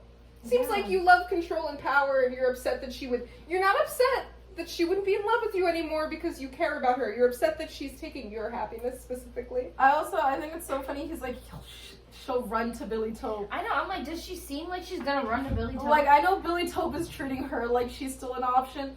I don't think she's ever once really been like, I miss Billy. Yeah. Sejanus Plinth has been called for hanging. He's going to be hung for treason. Good Apparently looks. I didn't take any notes. I think it's similar to me not taking any notes when I was reading the actual Hunger Games part, because I was like, we didn't talk about the Hunger Games that much, and it's because I didn't take any notes about it. I similarly did not take notes about the moment where everybody was dying, because when I get invested in the book, when I'm like, I'm deep in here, I'm not taking notes. But we've talked about it. We have talked about it. We have talked about it at length. We're just like not going We didn't anywhere. talk about this. I do think that's important. Corio? Yeah. I love the first time Sejanus calls him Corio, he's like, no. This is a nickname reserved for my close friends and family members, and you should not be saying it to me right now. And the reason you're saying it to me right now is because I just convinced you not to kill yourself. But we are not friends. And then after, Corio is like, we're like brothers. He hugs him and goes, we're like brothers, to get him to tell him about the treason he's doing. He gets Sejanus killed, and in his last moments, Sejanus is like, Corio, all the love and connection we had together, we're so deeply connected. It's not explicitly made clear to us that he knows that it was Corio. Yeah. Like, he knows that he told Corio, but we don't know if he told anybody else. We don't know if he was doing thinks shit that out in the open all the time. Though. We don't know if he thinks that Spruce might have told on him, because Spruce has already been caught at this point, I think. Yeah. I think it is kind of assumed that Spruce did it. But I do think if I'm Sejanus, I'm like, why isn't Corio doing literally anything? Yeah. To try to... Corio's built me out so many times. He believes he's immediately like, they're gonna get me. Maybe because Spruce confesses, or maybe because more likely because Sejanus divulges the details of the murders. Just because you're a traitor doesn't mean everybody is. Just because you would do that shit does not mean Sejanus would. You are the worst. He also goes through Sejanus' keepsakes after he dies and fucking eats one of his cookies. When he ate that cookie and he's like, I feel nauseous, I'm like, is that the drugged cookie that Sejanus was talking about for his plan? But I don't think it was, because I think he would have talked about that. But maybe that's not. What was my That'd be immediate really reaction. funny. But I was just like, how evil of you. You are the worst. The Lucy Gray now only love of his life is here. I think it is so funny that they were like, we gotta add in this like brother shit to diffuse all this gay shit that we created. And this isn't just me being like, oh, I want them to be gay. I've been seeing a lot, because it's not just that I want them to be gay. They just have such an interesting relationship so constantly. So throwing in that brother, I was like, fucking cop out. Like, not really. That's not truly my feelings on it. I think it's important. I think it makes sense, all things considered, with how much Plinth already cares about Choreo. And being like, you've been my only friends for like a decade, but I am like, my brother would not be like that. Fucking lip is working for you. Soldier. What the fuck are we talking about? They're gay and homosexual. Next, the gun with his DNA. So when he gets called to the commander's office, and he's like, oh, they're gonna fucking kill me. And then he's like, Dr. Gall got your message, and your loyalty to the Capitol came at a great personal cost. And he's like, oh, they haven't found my DNA on it yet. He still thinks he's gonna die because of the DNA. Yeah. And despite that, he's like, let me take a moment to perform. So Janus wasn't bad, just confused. Please! You think you're about to die, and you're still like, how can I spin this to get me the most power possible? Yeah. Hello? It's like, what if I soften it? Is it good if I soften it? When he's lying, he's having this back and forth with the commander being like, guns? Treason? What? And he goes, Coriolanus was beginning to enjoy himself a bit. Yes, oh my god, I remember that. What a good president. He's so silly. He's crazy. The note here is song deserves discussion. It's about pure as the driven snow. That's what I want to talk about. Because I think it's so funny. So I listen to this song a lot. It's my favorite one on the movie album. It's a good song. It's so interesting to me that she I don't know how much of this is in the book. I think it is. Where the last this one. The last time she repeats the chorus, she does like, that's why I need you, you're as pure as the driven snow, and then she does, that's why I love you, you're as pure as the driven snow, and the last one is trust, and I'm like, that's what's most important to both of them. And then that's why I think it's so important when like Choreo breaks her trust at the very end. I just think it's important to point out. When he's going to the elite officers school and he's like, I can't even go to the elite officers school because I'm gonna fucking die. He's so funny. Hating himself and hating Sejanus Plinth more, he walked toward the building that housed the generator, almost not caring if he was apprehended. What a bitter disappointment to have the second chance at a bright future so irrevocably stripped away. This is already after he's like, I'm meeting Lucy Gray there. He said, I don't even care if I get apprehended. I know Lucy Gray won't leave without me because she's been clear that she doesn't think she can. I thought I was gonna be an elite officer. I know that we like kind of went like past the murders. The way that Choreo is the one who's like, I'm moving. It's me. I'm the one. I'm initiating all of it. All the murder. And I know it's because in his mind he's like, God, Mayfair's gonna tell on me. It's so much easier to deny that you had anything to do with it if you can get Sejanus to just be like, no. Yeah. Like, I don't know. I'm also, you don't know this yet. I think you'd be okay for the most part, but like maybe you wouldn't be. Murder me?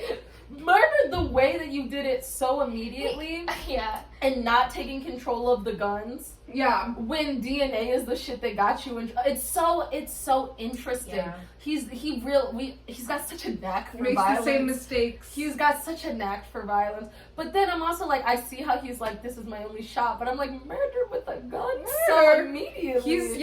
Also, he doesn't even like, he's not shooting a rebel. He's like, I'm gonna kill the mayor's daughter. Yes! Yes! He was like, she's running. The mayor's daughter and her loser boyfriend. Or is Spruce the one who kills? Spruce kills Billy, and he kills You're right. So he really is like, I've shot the mayor's daughter. I've shot the mayor's daughter. He's like, I didn't even shoot my current girlfriend's annoying ex. I shot his girlfriend. Yeah. And now they're both dead. He's crazy. He's thinking about how hard it's going to be to go out into the wild. And he goes, he knew this would be easier if he wasn't such an exceptional person. Yes! When he's like, if I didn't know I was so smart, Yeah. I could be able to live this dumb life. And I'm like, you're so The best and annoying. brightest humanity had to offer. The youngest to pass the officer candidate test. If he'd been useless and stupid, the loss of civilization would not have hollowed out his insides in this manner. So funny. He is so the people who are like, I'm a community organizer, and they're like, I can't wait for socialism and I'm sorry, and they're like, I have never done anything manually before. Yeah, I'm incapable. I don't have a single skill to contribute. He's so like, oh, I need my phone. I love to organize my roommates cleaning the dishes. Yeah. He's so funny. Like, as soon as he gets out in the woods a little bit, they're like not even at the cabin yet, so they're still so in District 12. He's like, we're just walking. This is so hard. Essentially leaving her to her fate. He's like, before he's like, I should murder her. He's just like, I should go right now. The second that I know I'm not gonna die, I'm leaving right now. Before I'm even going to extreme cruelty, before I'm being a psychopath, lost my mind, what if I just leave her? Essentially so leaving her to her fate. I know this is gonna go badly for her. I don't fucking care. I also, it's such narcissism to be like, it's gonna go badly for her. Partially because it is like, I don't know, she's the one with every single survival instinct. You don't know any of it. Yeah. She doesn't want to be out here alone. Doesn't mean she couldn't do it alone. When he like immediately was out there and starting to get like, I hate this life already, and I'm like, I wonder how much of a part of that is you want control over Lucy Gray, and this is actually kind of her domain. Yeah. And not yours. When she was in the Capitol, you had complete control over her because it's your place. Yeah. And now you're not there. And even in District 12, because he was like, I'm a peacekeeper. Yeah. So it's like out here we're equals. When he's contemplating having children, he's like, that's too dreary. And I'm like, I don't. You don't know how birth control works for you like this, because there's no way for it. Like, there is. No, you're sorry. No, you're out here roughing it. I believe he knows nothing about birth control. Yeah, he's like, we're gonna family plan. Aww. The next annotation is first when he's thinking about her killing people and how violent she is. And he thinks about Billy Tope going, makes me sick how you're playing the kids. Poor Lucy Gray, poor lamb. And see her sinking her, so this is him now, and see her sinking her teeth into his hand. He thought about how coolly she'd killed in the arena. First, that frail little wubby, that was a cold-blooded move if he'd ever seen one. Then the calculated way she'd taken out Treach, baiting him to attack her, really, so she could whip that snake out of her pocket. And she claimed that Reaper had rabies, but that it was a mercy kill. But who knew? Me when I revise history. Yeah. But again, it's just such a good moment where it's like, I could believe him here. If I hadn't seen with my own two eyes exactly what happened, well, like, if I hadn't read it, I would believe him. If he had been like, yeah, she's violent. And she claimed that Reaper had rabies, so that's the wrong... No, she talked about that earlier. Oh my god. When they meet in the meadow, she's like, oh, he was easy to kill, and it was because he had rabies, and he was suffering already so much. Oh... Don't remember that. That's my bad. I also don't know if that's true or if that's something she's telling herself. I don't know. But he has no reason to not believe her. Yeah. For literally him being like, Wovey. Oh, what a cold-blooded kill. Where literally he knows how that kill happened wasn't cold-blooded at all. Well, because he's like, yeah, everybody's stealing everything from literally everyone, so it's not hard, even a little bit, to take anyone out, and it's going to be completely untargeted. He's like, I can't believe you shoved rat poison down Wovey's throat. The rat poison I gave. Her name being Wovey is so cute. It is, it really is. I just think it's so interesting that it's like he's rationalized her behavior so much to this point where he's like, she's done nothing wrong. Blah, blah, blah. And now he's like, what if she did everything She did everything. It's all her fault. I think one of the best parts about this entire sequence is that it's not clear how much Lucy Gray actually is doing and how much is him being panicked and wanting an excuse to kill her. I think like the snake, it's really not clear. If Lucy Gray did leave a snake there, and we know she's harmless snake girl, he should have known he's not going to die because she didn't kill the fucking mayor's daughter. Yeah. But it's not clear if she left that there. Or if I think it's much more likely that he just got bit by a snake and was like, Lucy Gray tried to kill me. But it's also possible that she did leave it there. Yeah, I think it's so funny because we don't, I'm saying I'm in Maryland. I don't know how many venomous snakes in general there are in Appalachia. But there's one main one, and it's the copperhead, and it's not like everywhere. It's like, I just think it's so silly. There's a chance that there's not a goddamn venomous snake. Only garden snakes. And she's just like... She's like, I'm sending you snakes to bite. She's like, everybody knows to be scared of snakes. Yeah. I just like that all of them are small. Yeah. Guys. It's so silly. I think it's so funny. Because it is, if she was just like, this wasn't even a trap. I set my scarf down and my little pet. She's like, I was picking These some are madness, so this stuff two was of just my kind of objects that I set down for a second, and you were being weird about it. And why are you shooting at me? What the hell? Yeah, then he immediately starts shooting at her. Crazy move. And then after he's been shooting at her, he goes, Lucy Gray, he said in his normal voice. Lucy Gray, it's not too late to work something out. Of course it was, but he owed her nothing. Certainly not the truth. Lucy Gray, won't you talk to me? I wrote, it's giving JD. It was giving, I was immediately thinking of The Shining. I was like, this is just The Shining. Yes. I so truly imagine she's psychopath. so far away already. Yeah, like, I know it's not necessarily accurate. I imagine she's fully in the north already. He was alone in that cabin for 6 days. It's not true at all. Sorry, I know I'm zooming. When he's like, oh my gosh, I can't believe it's only like noon. Yes. They haven't even noticed I left. Yes. Like, oh my god. I was like, you're the worst person alive. So much happened so quickly for you. You turned on her immediately. He owed her nothing. It's not even the truth. I was like for 2 hours and said this is the worst day. Said the whole I killed 3 people. Oh, who's the third one? Myself. Yes. Was just so funny to me because I was like, he went through all the options of what to say. He's like, I'm sorry. Because she could have said to Janice and just been like, I feel like I was there at the time that something happened. I feel like if I had tried harder, I could have done something. He also could have, like, I don't know, he could have just been like, oh, I don't know, I feel responsible for one of the deaths in the arena because I was just kind of vaguely there. Or maybe I might have been like, I think he goes through this, but I might be like, oh, you know. He could have been like Arachne. She watched him try to save Arachne. He could have been like, oh, I feel responsible for Arachne's death. And he's like, no, I'm a new person. I love that he's like, better to make a joke out of it, and he's like, I killed the conversation. He's so funny. That's the third person conversation. The lake water had reduced his mother's rose-scented powder to a nasty paste, and he threw the whole thing in the trash. The photos stuck together and shredded when he tried to separate them, so they went the way of the powder. Only the compass had survived the outing. His dad. No memory of my mother. No memory of Tigris and the Grandmam. My father only. That is all I have left. My father to show me the way, literally to give me direction. I do think it's also silly because occasionally he is like, I don't know if I like this idea, or this isn't even actually my idea. It's fine now. I'm taking credit for it. Very similar to his dad. He's stepping into those shoes. Yeah. He's in there. He's in those boots. I don't have any annotation for, yes, he returns to the base.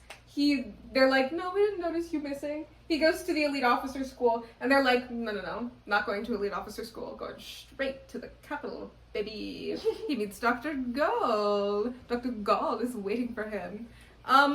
She asks him, what would you say now is your answer to why we have the Hunger Games? And he goes, they're a reminder of what we did to each other, what we have the potential to do again because of who we are.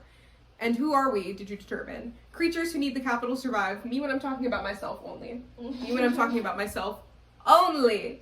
Who we are. He believes distinctly that who he is the same as who everyone else is, despite how much evidence he has seen to the contrary. He's so deeply violent, so uncaring, and unempathetic, and he feels that the rest of the world is that way, and it just isn't. It just isn't, and bud. It's so interesting to me because I'm like, you watched Lucy Gray and Sejanus, the two people you were really closest to for the last couple months, be very caring about other people even if they had their own flaws. Yeah. I'm like, you saw that. Yeah.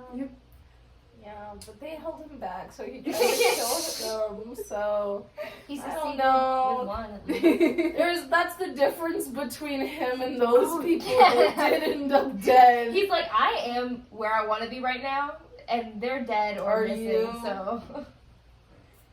Lucy Gray just bucked up and killed the mayor, she could still be alive. And he finds out that the Hunger Games, the footage of the Hunger Games has been completely erased, and only Dr. Gall has it, and he goes, he was glad about the erasure. It was just one more way to eliminate Lucy Gray from the world. Please. Yeah, he's at the end of that quote, he's like, nowhere can far enough so she can't harm me again or anyone again or something. I thought that was interesting because I'm like, you've really done some history rewriting in your head here that she's some super dangerous person. I adore her. You're to study under me at the university. Classes start Thursday. I love her. I love everything about her. She's everything to me. She's so special to me. Designated in the heir to the plinths. Yeah. No! Please, the son they always wanted. The son Strabo always wanted. It's kind of like these are the parents he wanted, and this is exactly who he would have wanted. So. Yeah. It's sick. Yeah. Especially because he has that moment where he's like, Sejanus is a waste of a dynasty. He has everything, and he's throwing it away. He threw it to you. I love the little, like, I don't really know what to call Strabo, because it's not like they adopted me. No. I'm old as hell. So I guess I'm the heir. I've been calling Ma Sejanus, Ma Plinth, Ma this whole time. Fuck am I? You're not my dad. Fuck you. He calls him Sir You're a not lot. my dad. Very funny. You're not my dad. You're not my dad. You're not my dad. He says he'd intercepted and pocketed the envelope of money he'd sent Tigris Oh my from District God. 12. I thought That that made was me very so interesting. sick.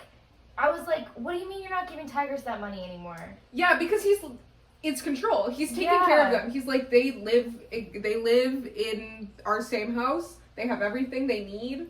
She should not have her own money. I need that money. I've pocketed it. It's mine. Special little gift for me. Please. And it's Sejanus' money? The boy who got killed? Crazy. Dean Highbottom. The assignment was to create a punishment for one's enemies so extreme they would never be allowed to forget how they had wronged you.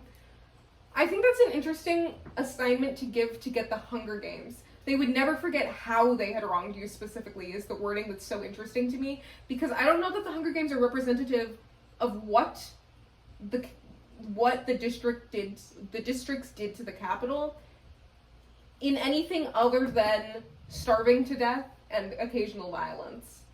I think some of it, to me, is the innocence, where it's like, you kind of robbed all our children of this innocence in, like, the war, and, like, bringing it to their home. I think the capital is so,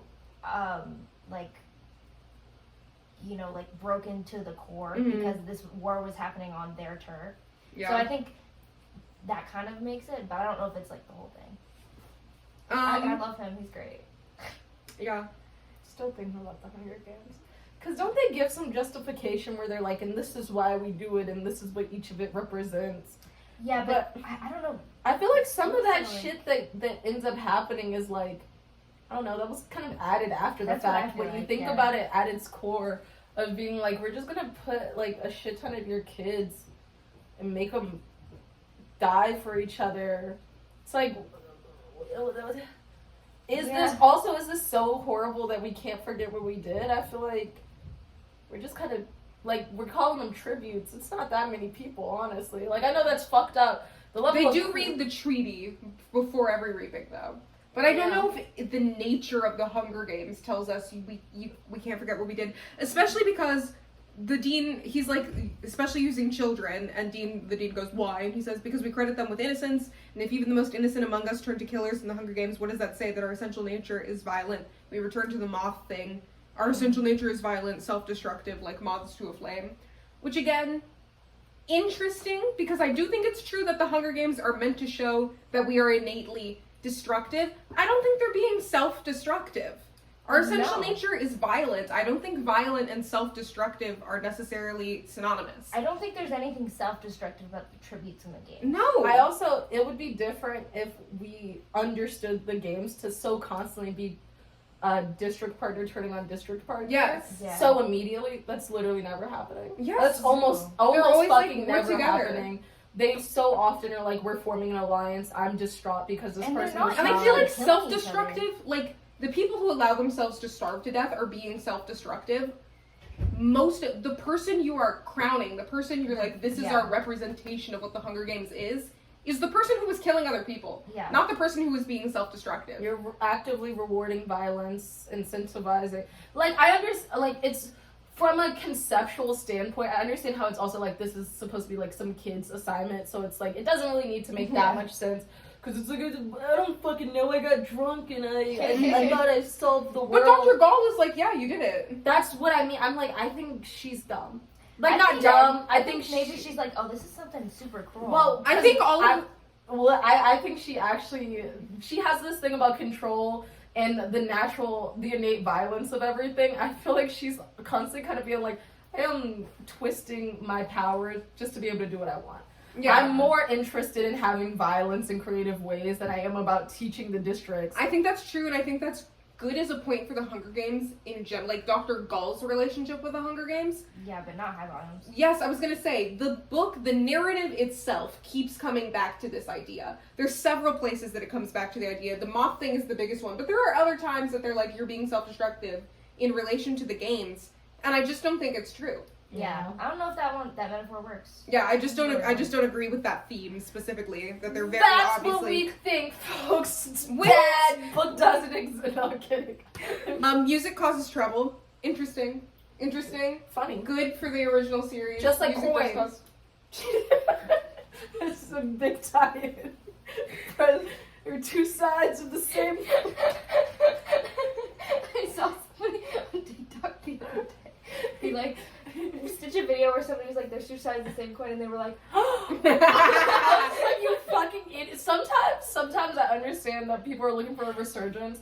I am like, these books, incredibly clear. You can find a little bit of nuance. Yes. They're incredibly clear. The only reason you guys are having aha moments is either because you love to be funny for camera or you're dumb. Yeah. Just a little bit. Somebody was like, it's so interesting because Coin's eyes are described as slush like melted snow. Yeah. 100%. It's like being like, I bet President Snow is evil when he's described as smelling like poison. Yeah. All the time, covered in roses. It sounds like a metaphor for the Capitol, doesn't it? Yeah. I see people making fun of that sometimes on TikTok, but they're like, I have a theory that Tigress in Ballad is the same tigress. So true. Oh my gosh, Wait, Lucy Gray is President Coin. Oh my gosh, Lucy Gray is Greasy Say. Or whatever her That's it. Greasy Say. Oh my gosh, Lucy Gray sneaks back in and marries the mayor's new heir and then creates Madge. Guys, I need you to know, it's not what this is about.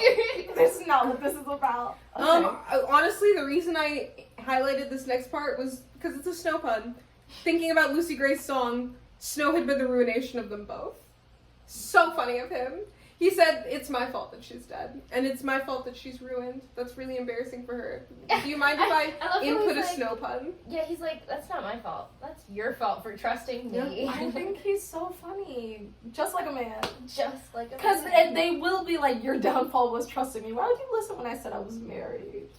Yeah. He didn't love the way it made him feel stupid and vulnerable. Real stupid. When he's love. Drunk in love. When he's like, what I really need is to marry someone I fucking hate. What if I marry Livia Cardew? Yeah. Like, what if I marry somebody who's actually made my life actively worse? Yeah. It's also so funny because he does have grandchildren, so he did it. Yeah. So funny. He did something.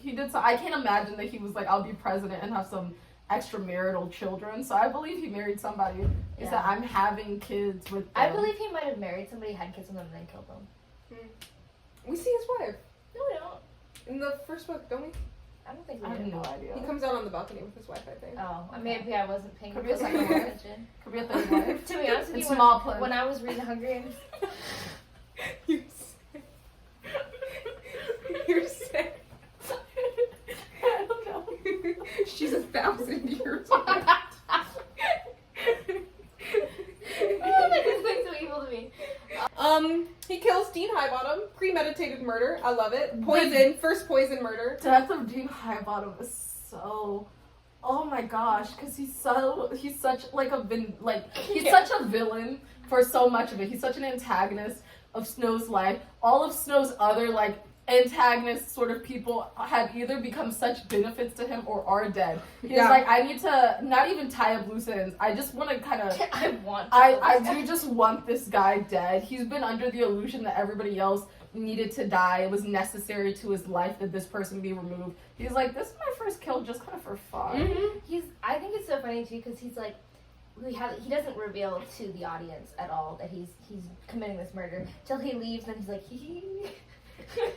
guess what? Nobody would have. Especially funny of him to be like, I've chosen to do it in a way that's so humiliating. Yes. You're taking Morphling out of the trash. You're a rich man. You don't need this Morphling. It's so bad. Last one. Last moments.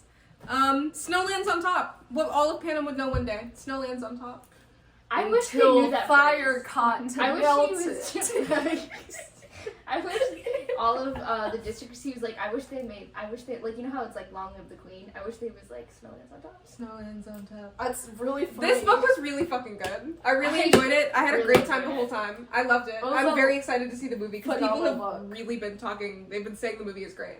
I'm really excited for I watched the movie. another movie over Thanksgiving break. When I got out, I could hear the music from Lucy. I could hear Lucy Gray singing, and I was like, what if I go in? Wow. I didn't. I'm so excited. I'm so excited to see the movie. It's gonna be lovely. I believe in it. Tune in next Yeah, time. we'll see you. We'll see you after we've seen the movie, and then we'll film a 20-hour episode about that. The full day log episode. And this time it'll be on 7 different phones.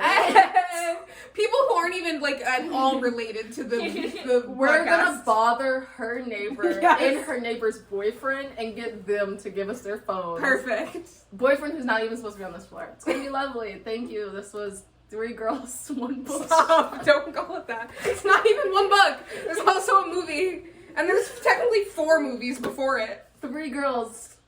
1 intellectual property.